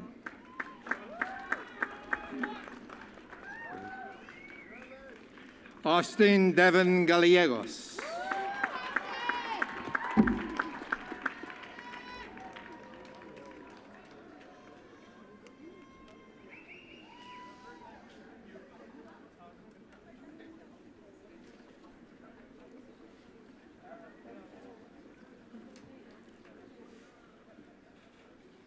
Sarah Erin Garcia.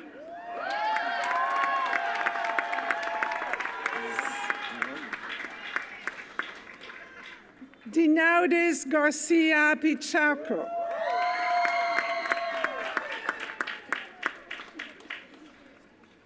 Christina Jean Garnett. Julie Garrow.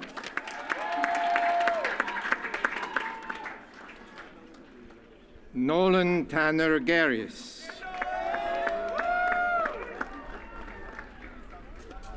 Rebecca Sean Marie Geisinger.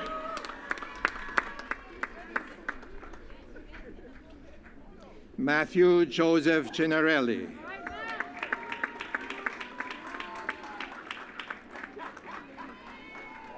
Peter Batten Gesualdi.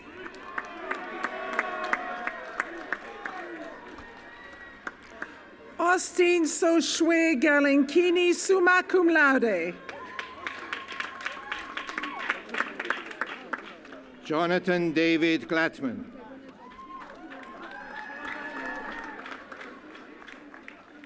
Anna Rose Glenshaw, cum laude.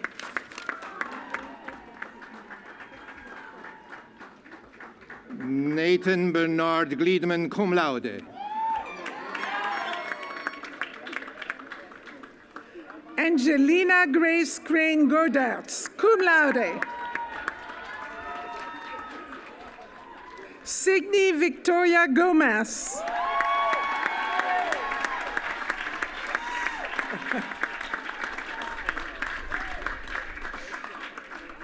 Genesis Gonzalez.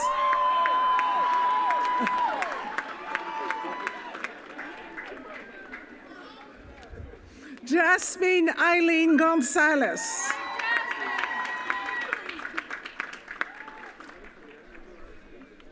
Emily Caroline Gordon.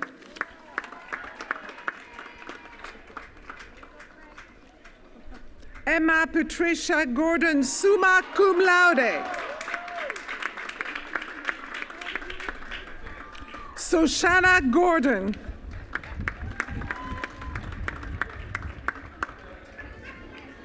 Christopher Francis Gorman.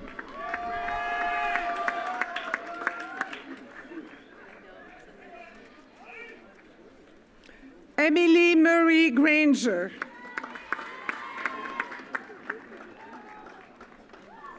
Alexander S. Grant.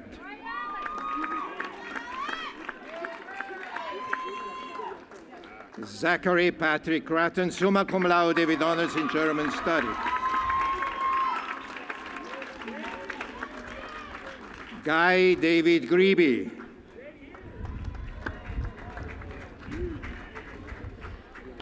Julian Baudouin Green.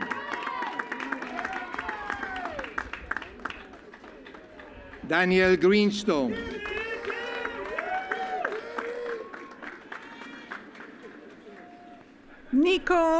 Olivia Nicole Greenwald.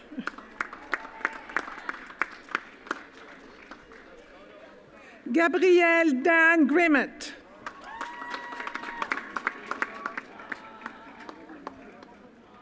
Alexander Gay.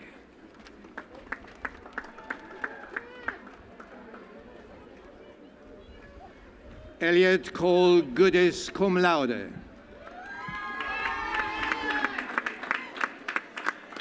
Kimberly Marisa Gutierrez.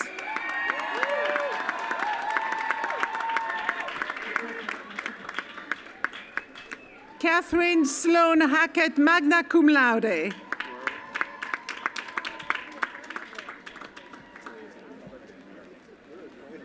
Audrey Claire Hayner, cum laude.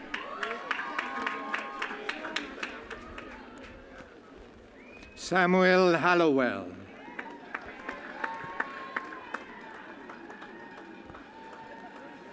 Edmund Patrick Hanna.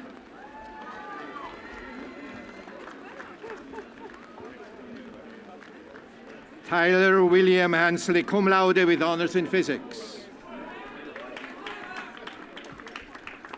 Michael Robert Harper.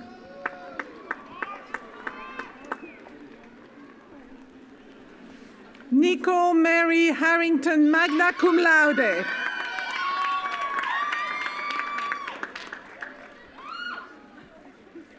Heather Ann Harris.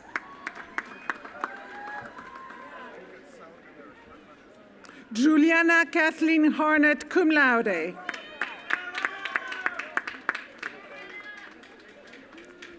Katie Hastings.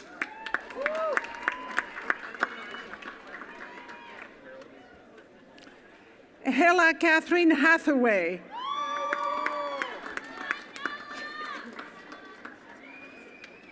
Taylor Kennedy Havard. Eleanor Brooke Hayes, magna cum laude.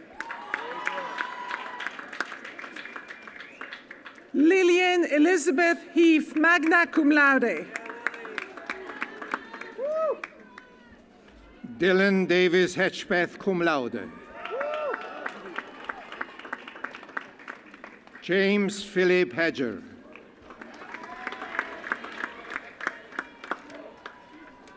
Juliana Maris Heffern, magna cum laude. Andrew Philip Helbling.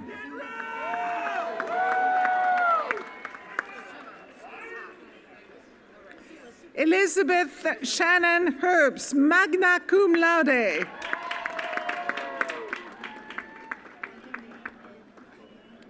Emma Nicole Herbst, summa cum laude.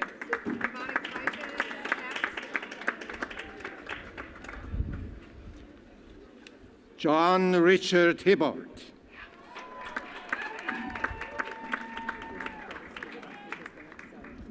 Keller Robert Hickok.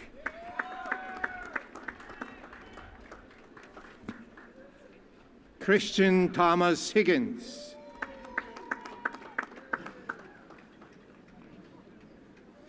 John Anthony Hillenbrand.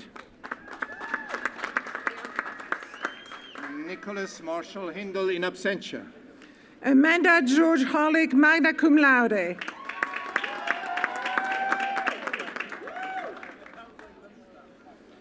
Christian J. Honan, magna cum laude. Sarah Elizabeth Honan, magna cum laude.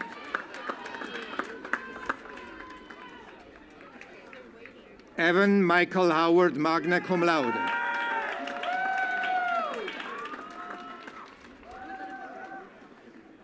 Yixia Huang.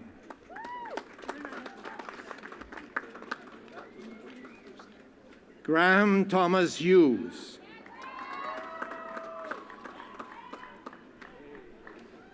Gregory Gardner Hunt. Shane Patrick Hurley.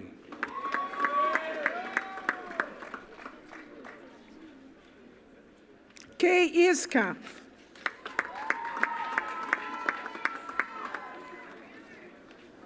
Emily Baker Yulee.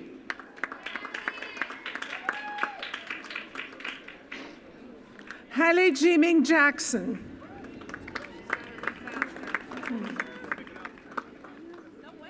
Marcus D. Jamison.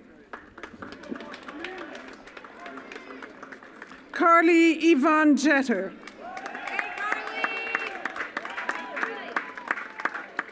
Natasha Violet Jewett.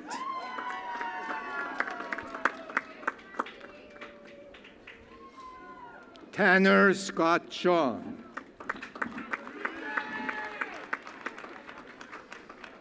Matthew Michael Johnson.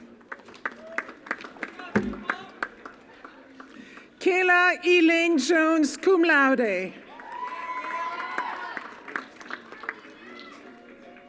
Madeline Daly Cap.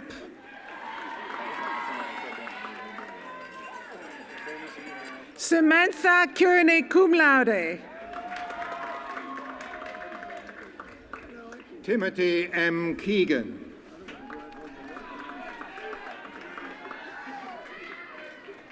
Sarah Rose Keller.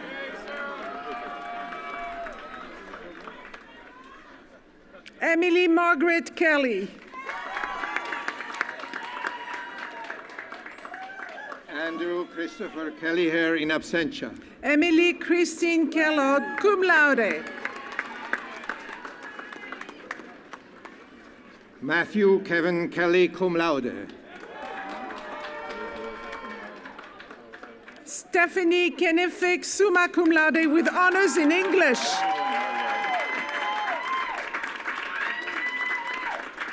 Corinne Rachel Kenny, summa cum laude.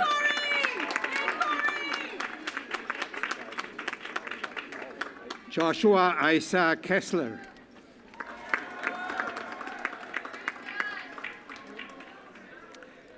Mary Elizabeth King.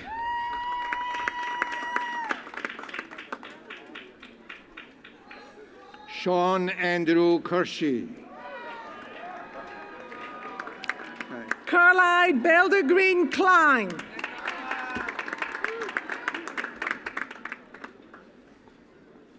Daniel William Klementowski.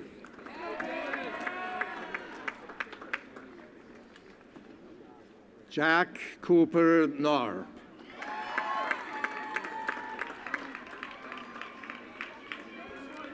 Allison Rose Scott.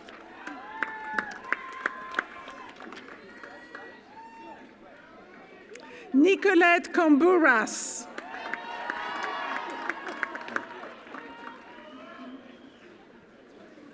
Katerina Kosovich, cum laude.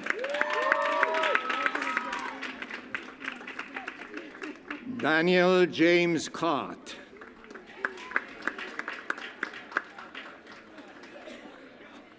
Monica Kozira.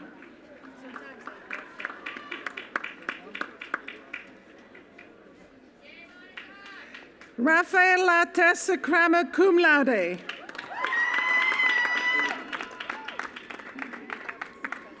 Zachary W. Krugman.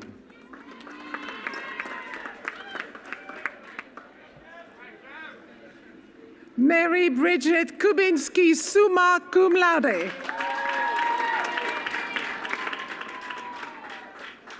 Ethan A. Kula.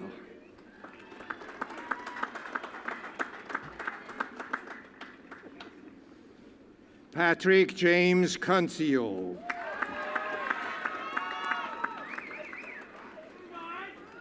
David Mordecai Ezra Lamani.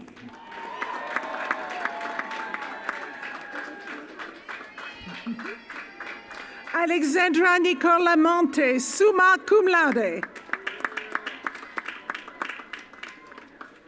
Alexi Catherine Lang.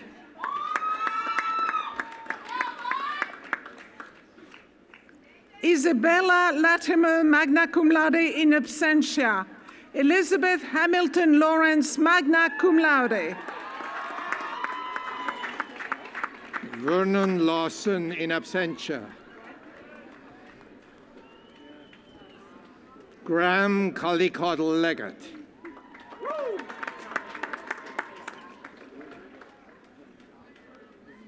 Austin Michael Attorney, cum laude.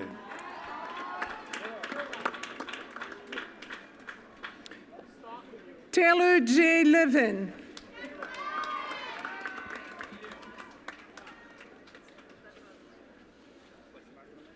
Juan Ying Liang.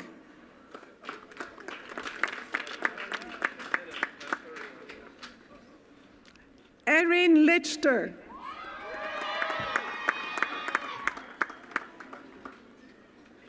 Duncan Kyle Lilly, summa cum laude.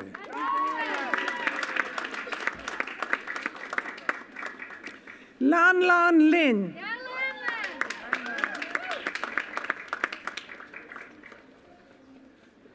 Anna Marie Lippincott, cum laude.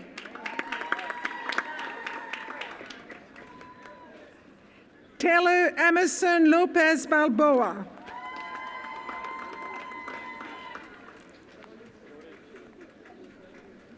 Caroline Bellamy Lorton, summa cum laude. Jordan Paul Loretz, magna cum laude.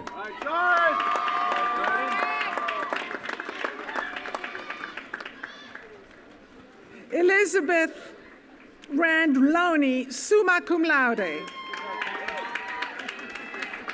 Andrew Scott Lucas, cum laude.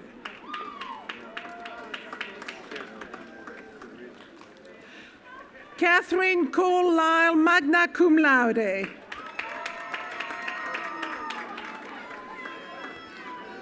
Ashley Kristen Lyon.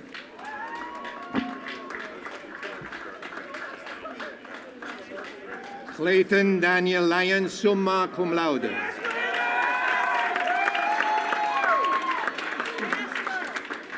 James Terrell Arling Lyons.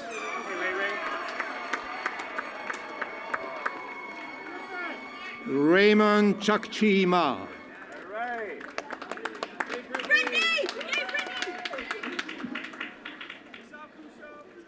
Brittany Mary McLeod.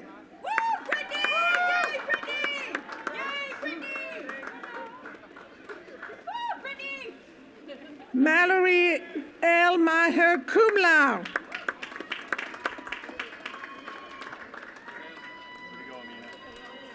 Amina F. McDoomy.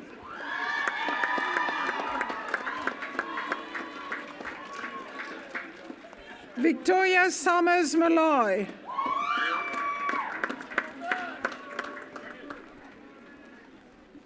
Matthew Mancuso. Is it recording? Make sure it's on. Oh, yeah, it's on. James Keith Mandard with honors in music. All right, James.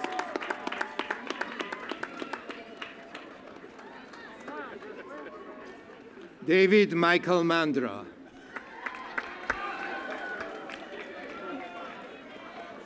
Veronica McCarthy-Mann, magna cum laude.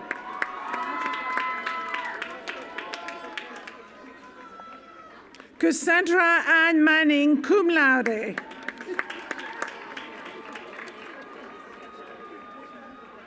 Kendra Cecilia Manning.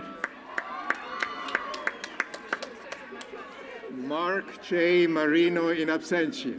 Alta Jane Marklich.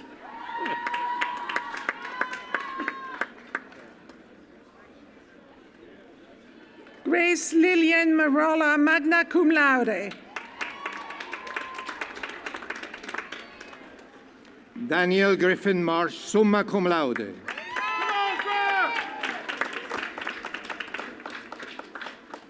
Marion Elizabeth Ann Rose Marsh.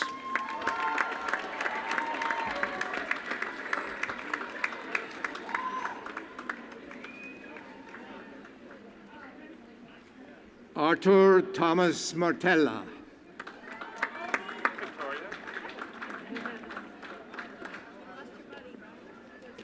Victoria Ann Martin.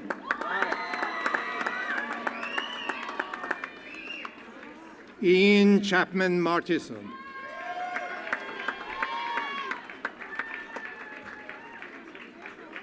Ethan Thomas Ducharme Matos.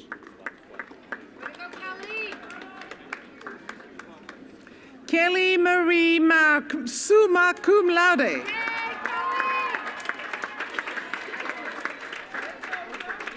Felicia Marie Maybe.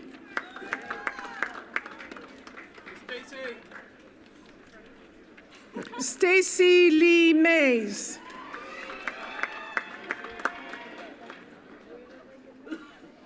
Tyler Justin McAlmont.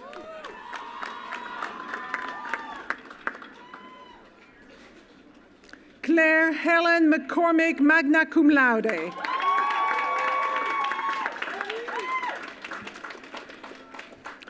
Gabriella May McCready.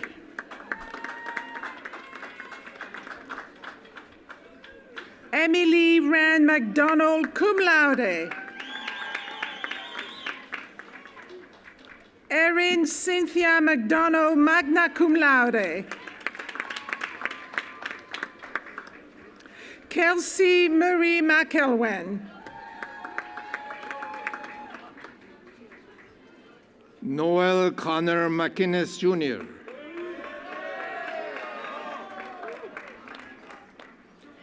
William Carlos McInnes.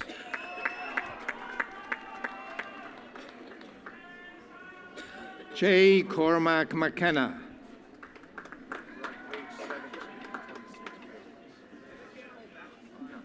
Paige Elizabeth McKenna, cum laude.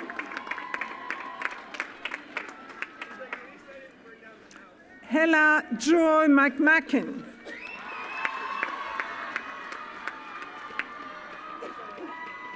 Rachel Erin McMahon. Peter D. McNerney.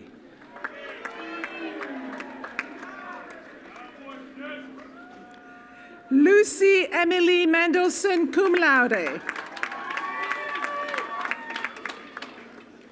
Emmett Mendoza Caspar.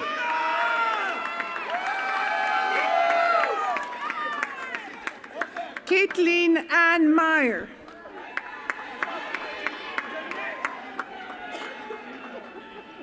Noland Otis Michaels with honors in biology.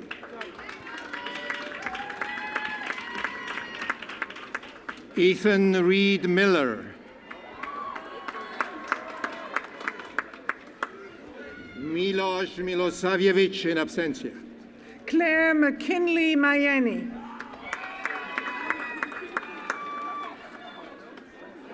Christine Marie Maloney, cum laude.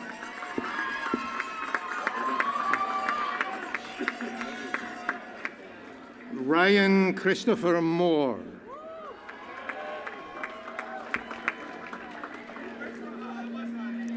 Hannah Marie Moore, cum laude.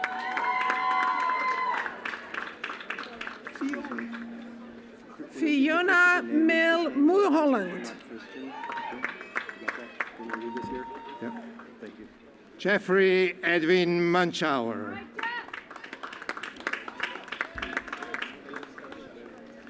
Keshihito Murphy in Assumption. Kevin Quine Murphy.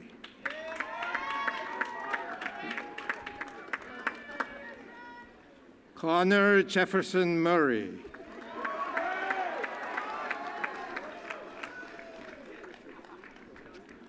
Taylor Rose Murray.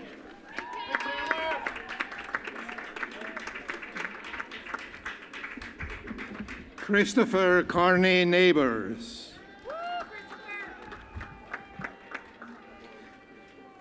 Nathaniel Michael Natchev II.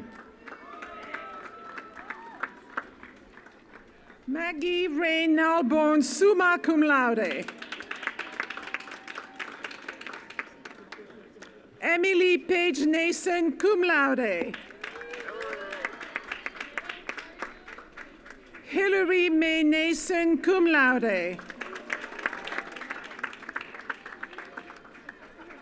Jonathan Joseph Ranesh Neal.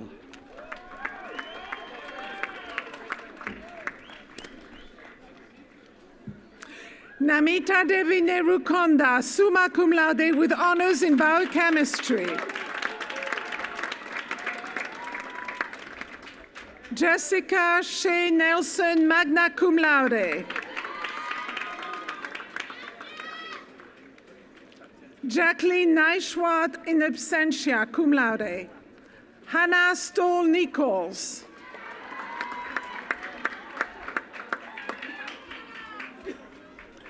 Bridget Emiko Nishimura, cum laude.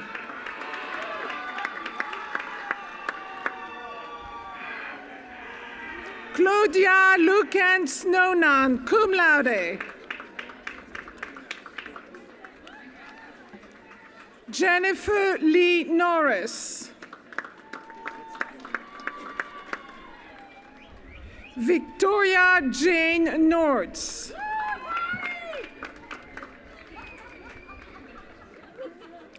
Anna Anicia Novak, summa cum laude. Katerina Michelle Nunes, cum laude. J. Patrick O'Connell III.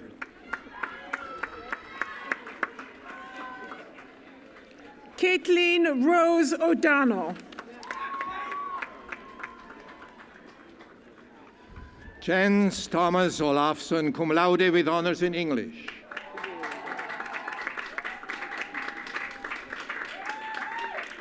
Emily Whitpen Ott, cum laude.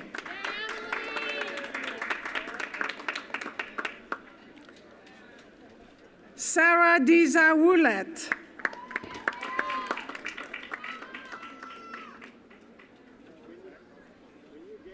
Thomas Austin Parsons.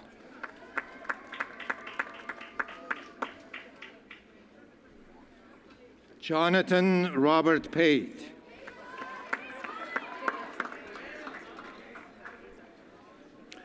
Alessandra Madeline Patrizio. Michael James Patrizio.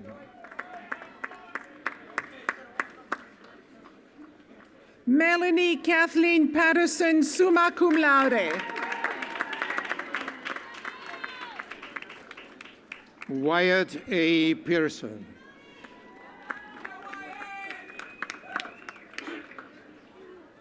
Carrie Espina.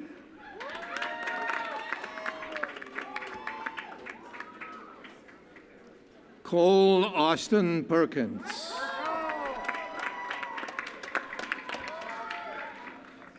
Alexandra Roman Peters.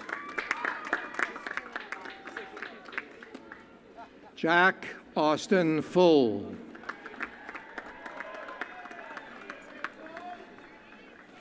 Paige Pierce, magna cum laude. Catherine Rose Pinks, summa cum laude.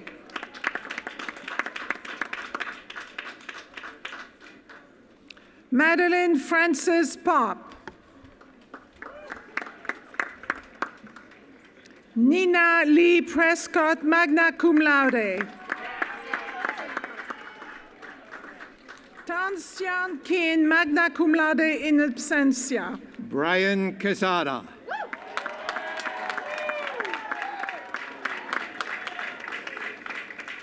Gail Endetza Quintos, magna cum laude.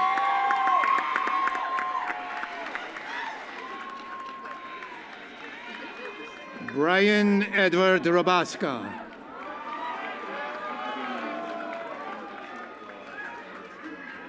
Phoebe Margaret U. Rafferty.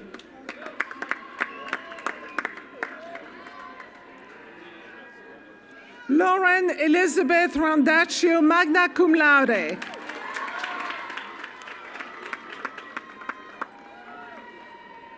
Cal Jameson Randall.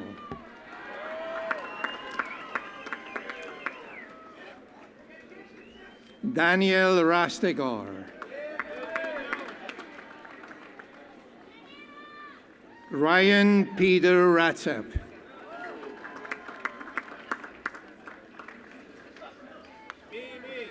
Madeline Susan Sesta Rifolo.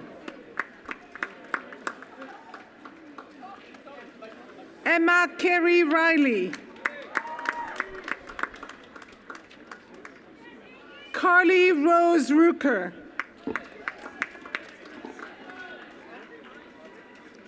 Sophia Connolly Richards, cum laude with honors in anthropology and sociology. Emma Bagnato Richardson, cum laude.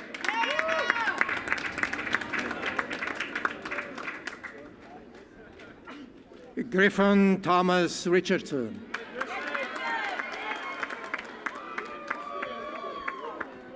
Hallie Summers Richardson.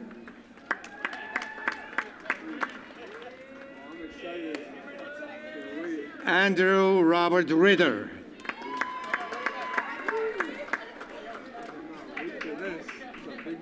Cody Tyler Rivera.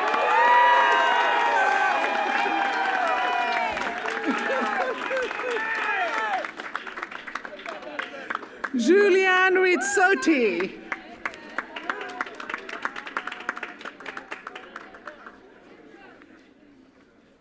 Zachary Austin Robach.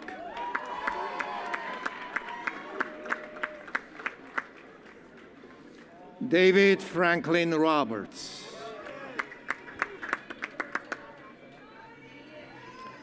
Catherine Mary Rogan.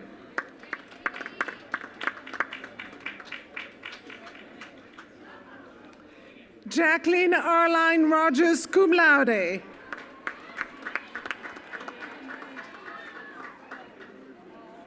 Alicia Joan Iman Roystacker.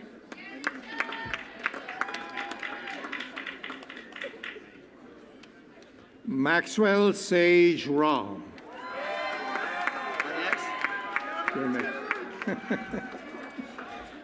William Kimball Rosado.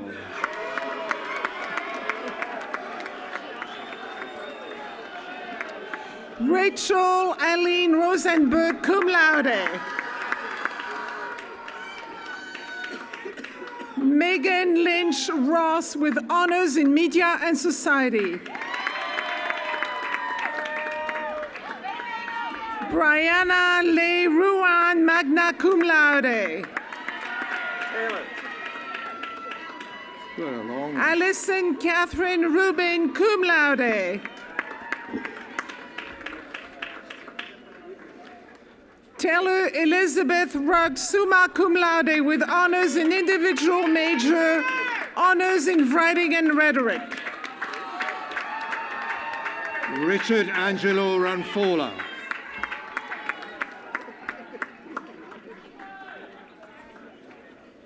Michael Rusk.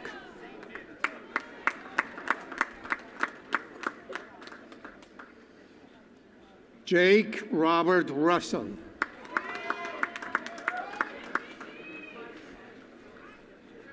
Dylan James Russo.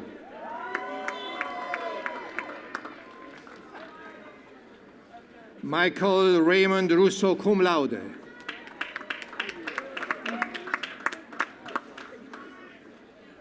Ángel Eduardo Salas España.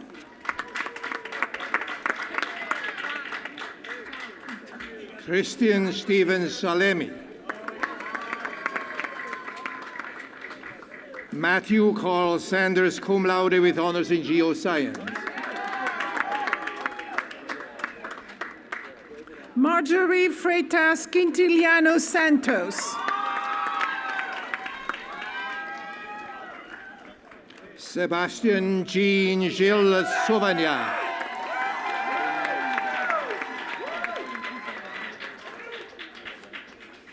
Elizabeth Ann Savage, magna cum laude. August Joseph Savarese, Jr. Megan Grace Scally.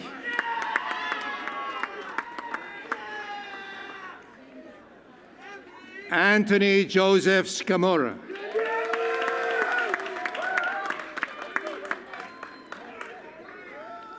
Madeline Ann Shade.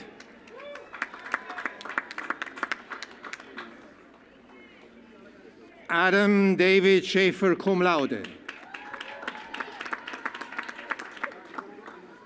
Jesse Davis Schaefer, cum laude. Madison Mary Schmaltz.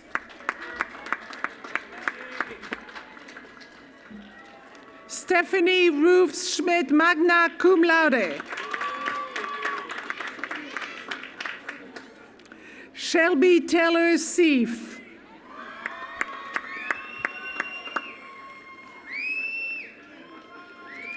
Carly Rose Seminer.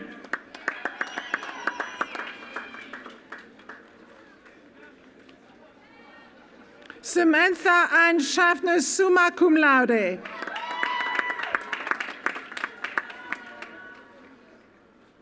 Benjamin Harris Shapiro.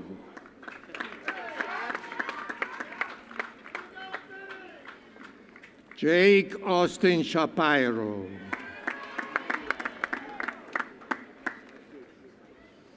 Gregory George Sheets.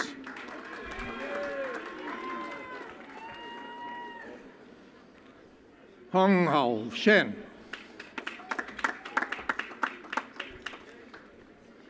Shafiullah Shirzai.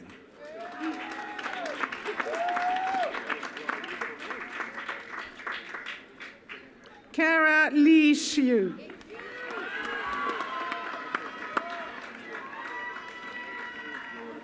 Jacob Brian Silvestri.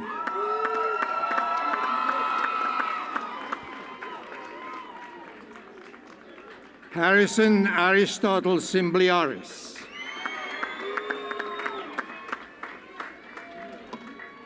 Connor Thomas Harry Simon.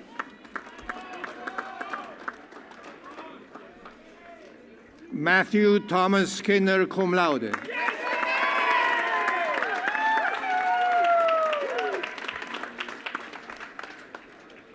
Rebecca Leah Sloan, magna cum laude.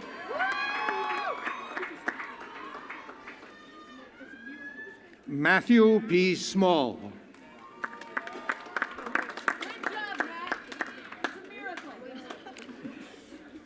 Mackenzie Gallagher Smith, magna cum laude.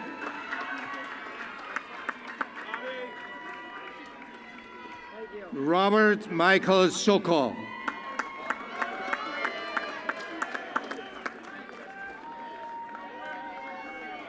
Sam Haskell Solomon, cum laude.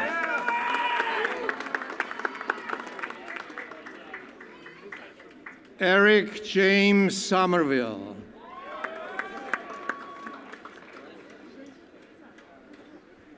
Catherine Shannon Sortino, cum laude. Congratulations.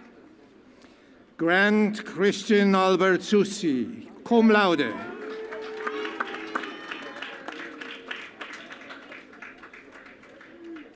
Emily Ray Spraggs.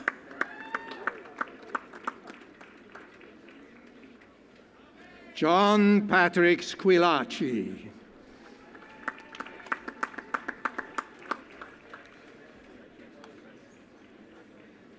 Gabrielle Joan Steinhardt.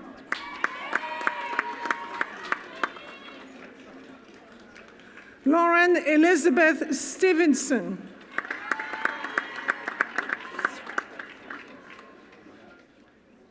Jack Tyler Stein.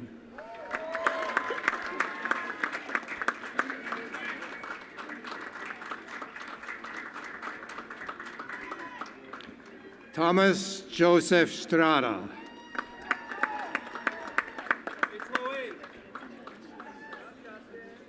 Chloe Marie Suduth, magna cum laude with honors in sociology.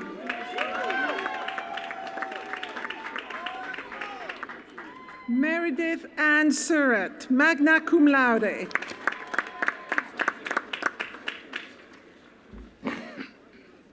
Madison Olivia Sutton, honors in biology.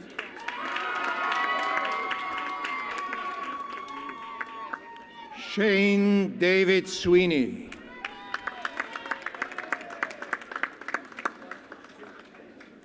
Brianna Nicole Sweet, cum laude.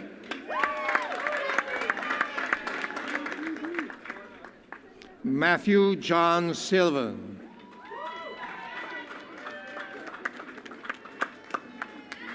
Abigail Liberty Symes.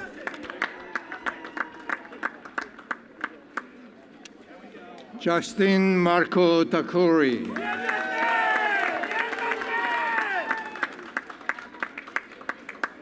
Nicole Toggs Tanquary, summa cum laude.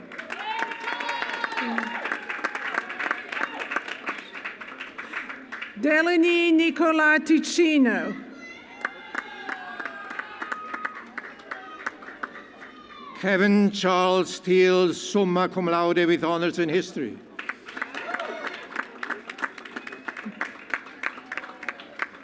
Ashley Morgan Tangler.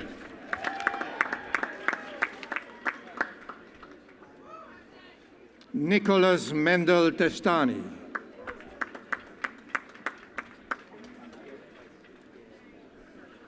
Min Stephen Bang Khoi Tai.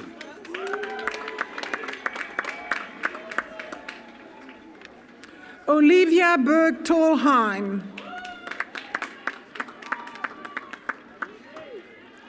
Christian Rockwell Tim. Jade Ashley Thomas.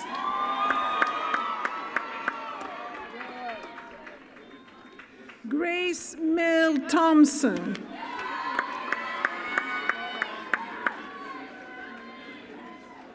Garrett Joseph Tong.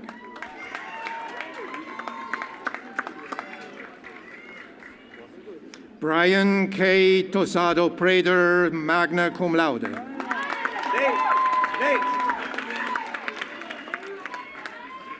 Nathaniel Jean Truax, magna cum laude with honors in chemistry.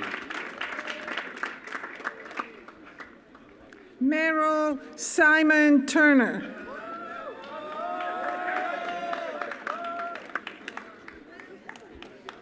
Tanina Murray Ubonsky.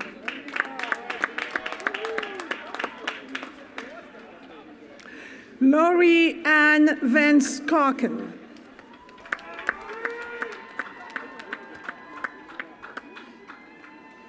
Samuel Allen Van Etten.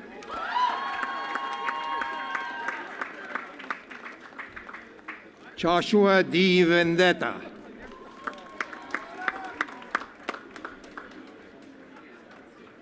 Annie Mae Venditti.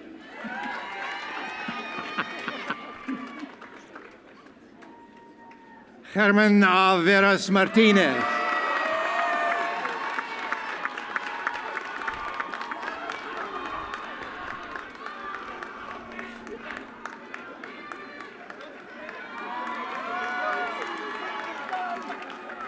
Joseph W. Vertosky.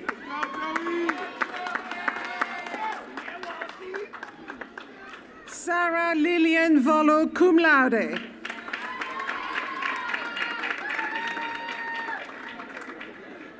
Michael Douglas Wagner.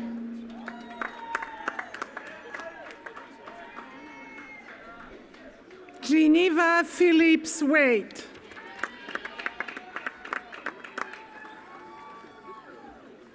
Matthew Ellsworth Walsh.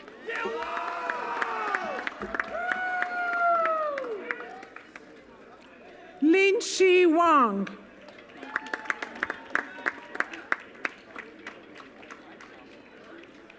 Wenruo Wang.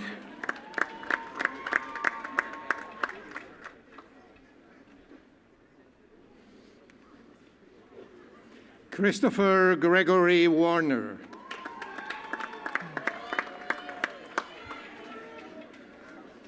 Julia Gray Wasserman.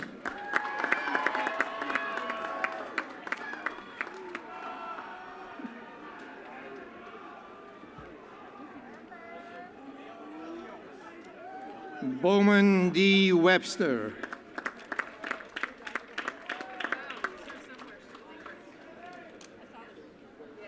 Evelyn Perrin Weiss.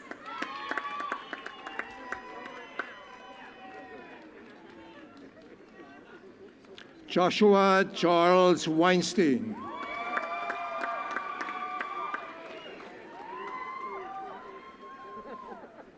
Carl Austin Weiss IV.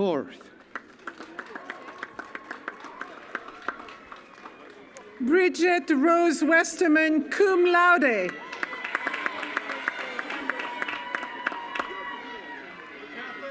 Catherine Ryan Westlake.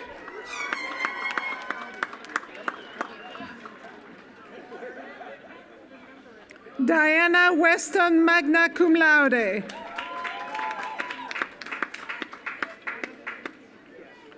Christina Weston, cum laude.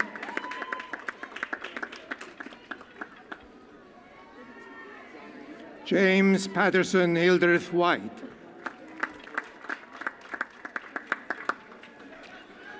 Marnie Hope Wilkoff, cum laude.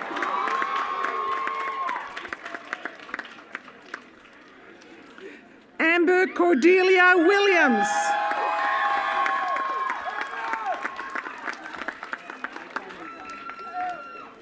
Keenan Michael Williams.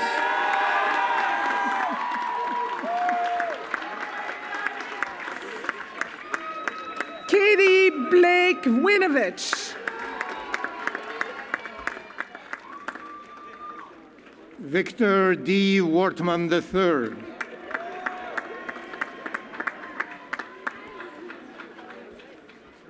Chufeng Yang.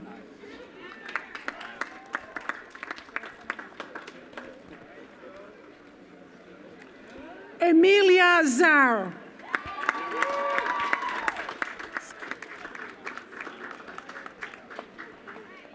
Jian Zhang, cum laude in absentia. Xian Chou Chou.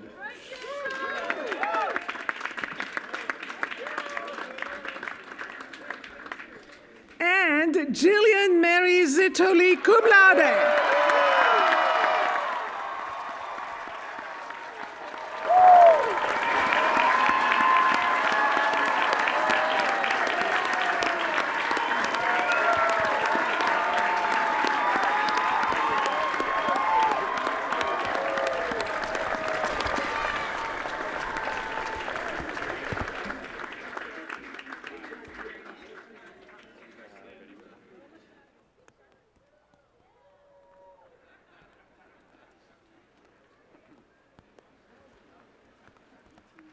Well, I think I will channel President Clinton's own Georgetown commencement and tighten things up.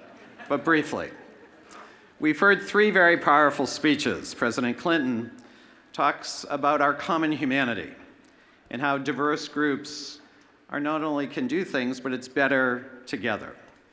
No one should be left behind, he told us.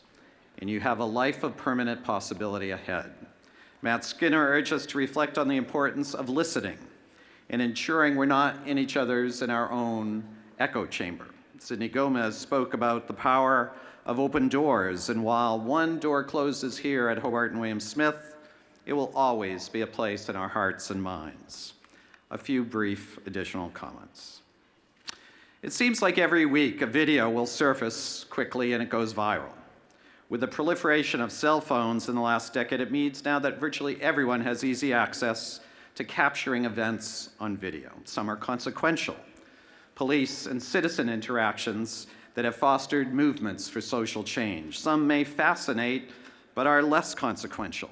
And we've almost become immune to them, caught on tape, caught on video, reality TV, from car crashes to shark attacks. But a recent video capturing the United Airlines passenger being forcibly removed from his seat by security dragging his bloodied body on the floor to the exit was yet another example of a broadly viewed video. The writer, James Martin, made this compelling point about that video. When we watch the video of that event, something in us says, that's not right. Pay attention to that feeling. It's our conscience speaking. I think the point bears some reflection as you prepare to leave Geneva, to pay attention to those feelings of unease, to listen to your conscience, and to act on it. At Hobart and William Smith, you've received a world-class education with dedicated faculty, committed staff, and you now enjoy the privilege that only 6% of the world does, a college degree. So my final charge to you is to fulfill the mission of Hobart and William Smith, lead a life of consequence. How and where you do that, of course, is a highly individualized conclusion. But all of you have had experiences here and exposures to the values of Hobart and William Smith that we hope you will carry with you. A commitment to service, to citizenship, and to global understanding. An appreciation of the importance of difference and inclusion.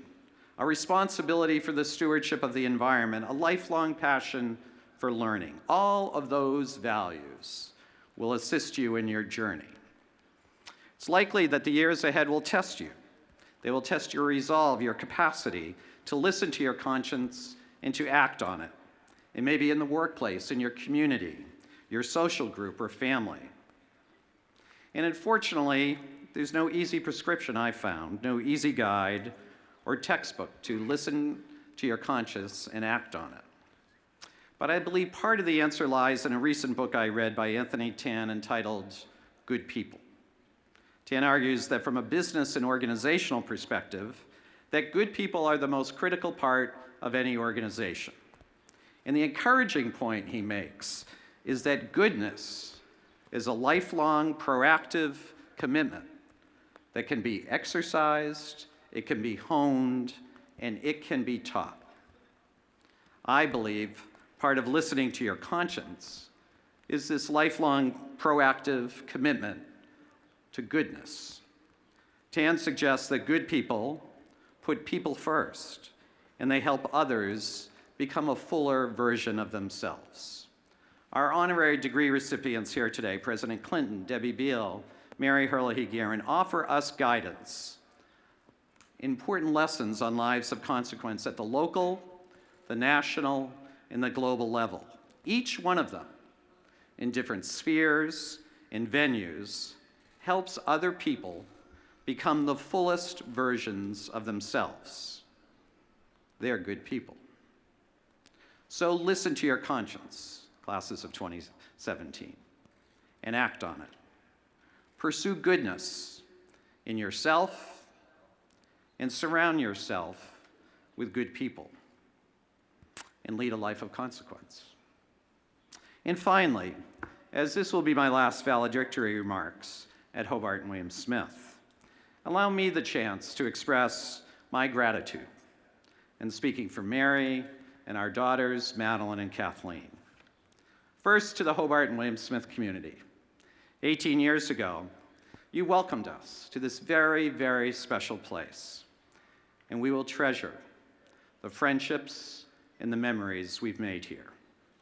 To the Board of Trustees, and especially Mr. Poole, who took a chance on a non-traditional president, and to a faculty and a staff who taught him each and every day, I thank you. To Hobart and William Smith students and graduates, many of our international graduates who've come here from distances, you've enriched our lives, you've livened our home, and you've left us with lifetime bonds of friendship. And we thank you. And finally, to the Geneva community, a city quite literally filled with good people. People working hard each and every day for their families, for the public schools, and for their city. We are most grateful. Helen Keller said, "What we have once enjoyed, we can never lose. All that we love deeply becomes a part of us. What we have once enjoyed, we can never lose. All that we love deeply becomes a part of us." Well, we love Geneva, and Hobart and William Smith has deeply become a part of us. Today, Mary and I join the ranks of the very fortunate few with a Hobart and William Smith degree. We will treasure this. We will honor it with our work. We will honor the mission to lead a life of consequence. And we hope in so doing, we will bring credit to this special place. It has been the honor of my life to serve as president of Hobart and William Smith. And I thank you, and Godspeed.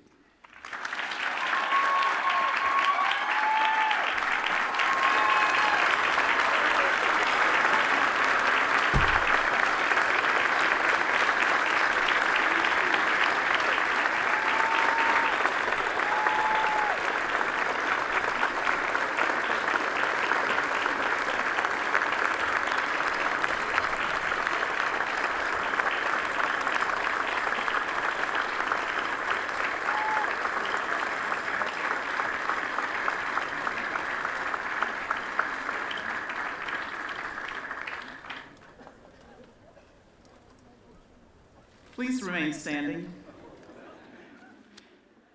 Since you have been thoroughly blessed by the rain and thoroughly graduated, these words will be brief. They are as much a prayer as an orientation to life, and they've served me well since I first heard them as a small child. They are the words of the late UN Secretary, Dag Hammarskjöld. He said them often, I am told. For all that has been, thanks. For all that shall be, yes. Amen. Thank you. That's so nice.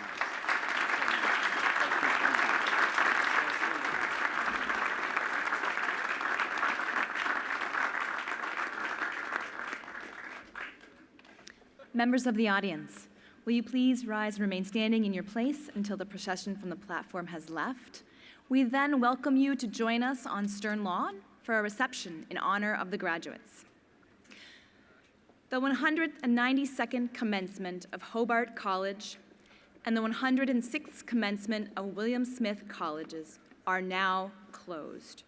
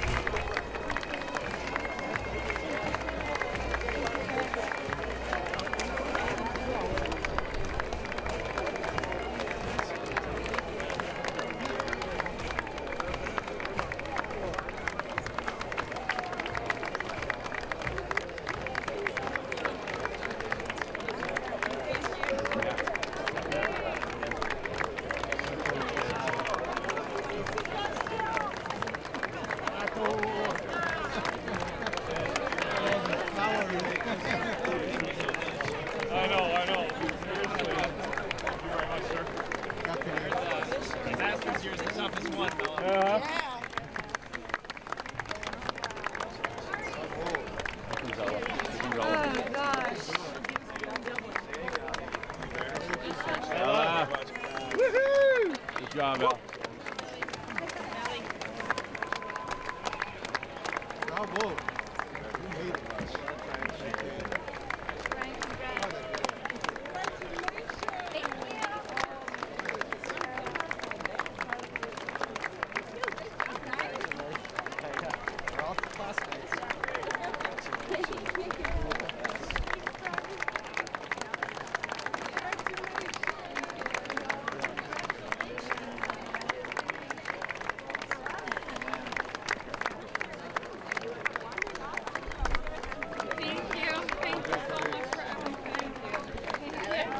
Early birds, early. Hey.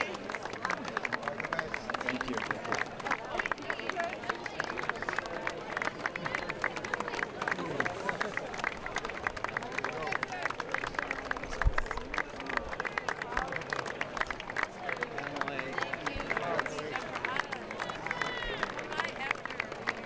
Good job, Shay.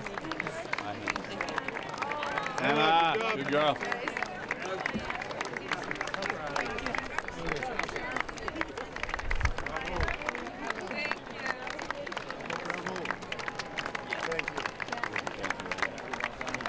Okay. Good job. Good job, man. Thank you.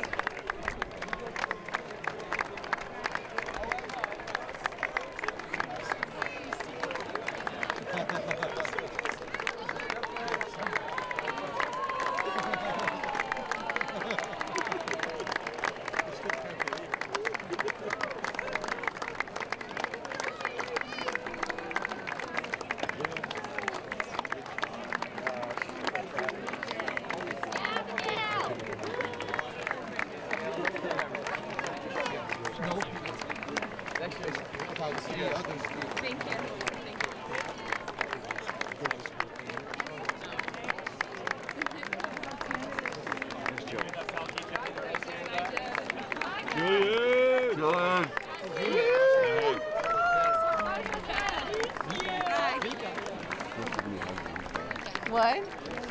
Good job. Thanks. We'll see you in a little bit. Wait, are you good?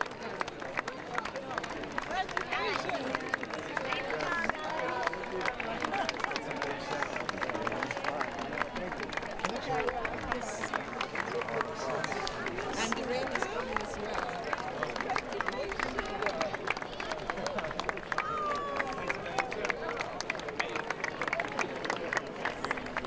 Thank you very much. Yeah.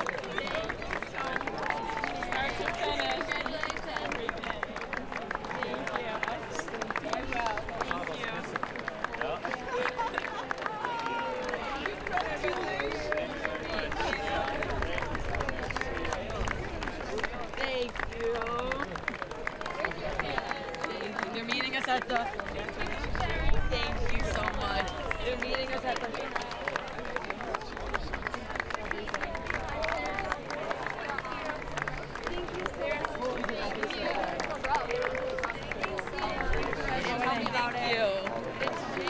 Thank you. Good job, Bridge. Thank you. So glad we had our lunch. Yes. Not far behind. Good luck. Good job, Bridget. Thank you.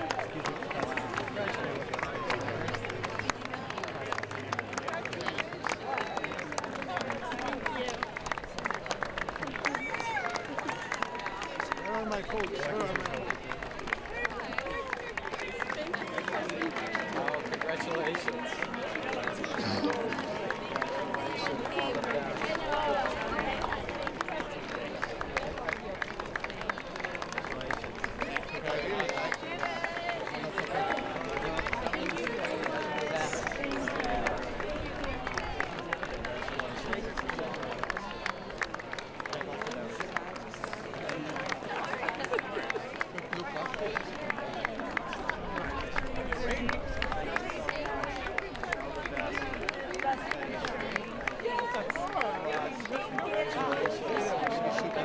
I just threw it on. It was something in my closet. Something in my closet. Yeah. We'll stay in touch.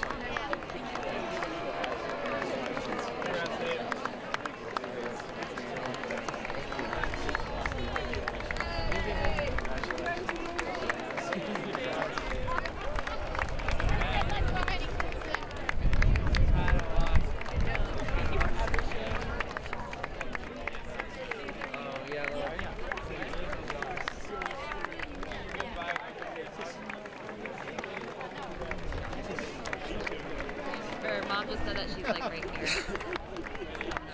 Yeah, she's right there.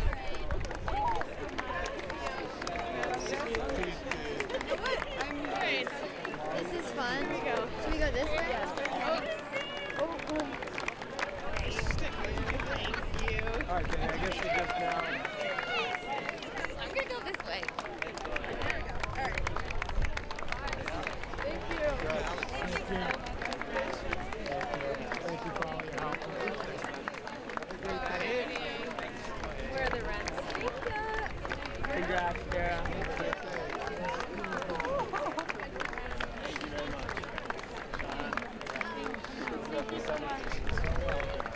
Am I done now?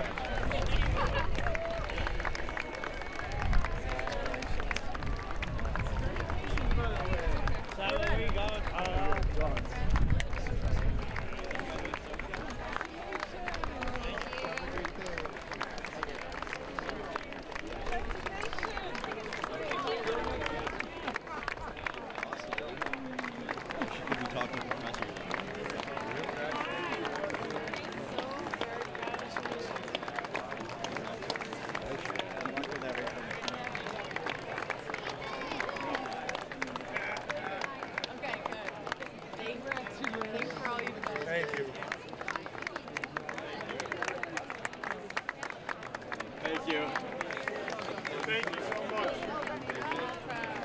Thank you so much. I will. Thank you. Thank you so much. Thank you very much.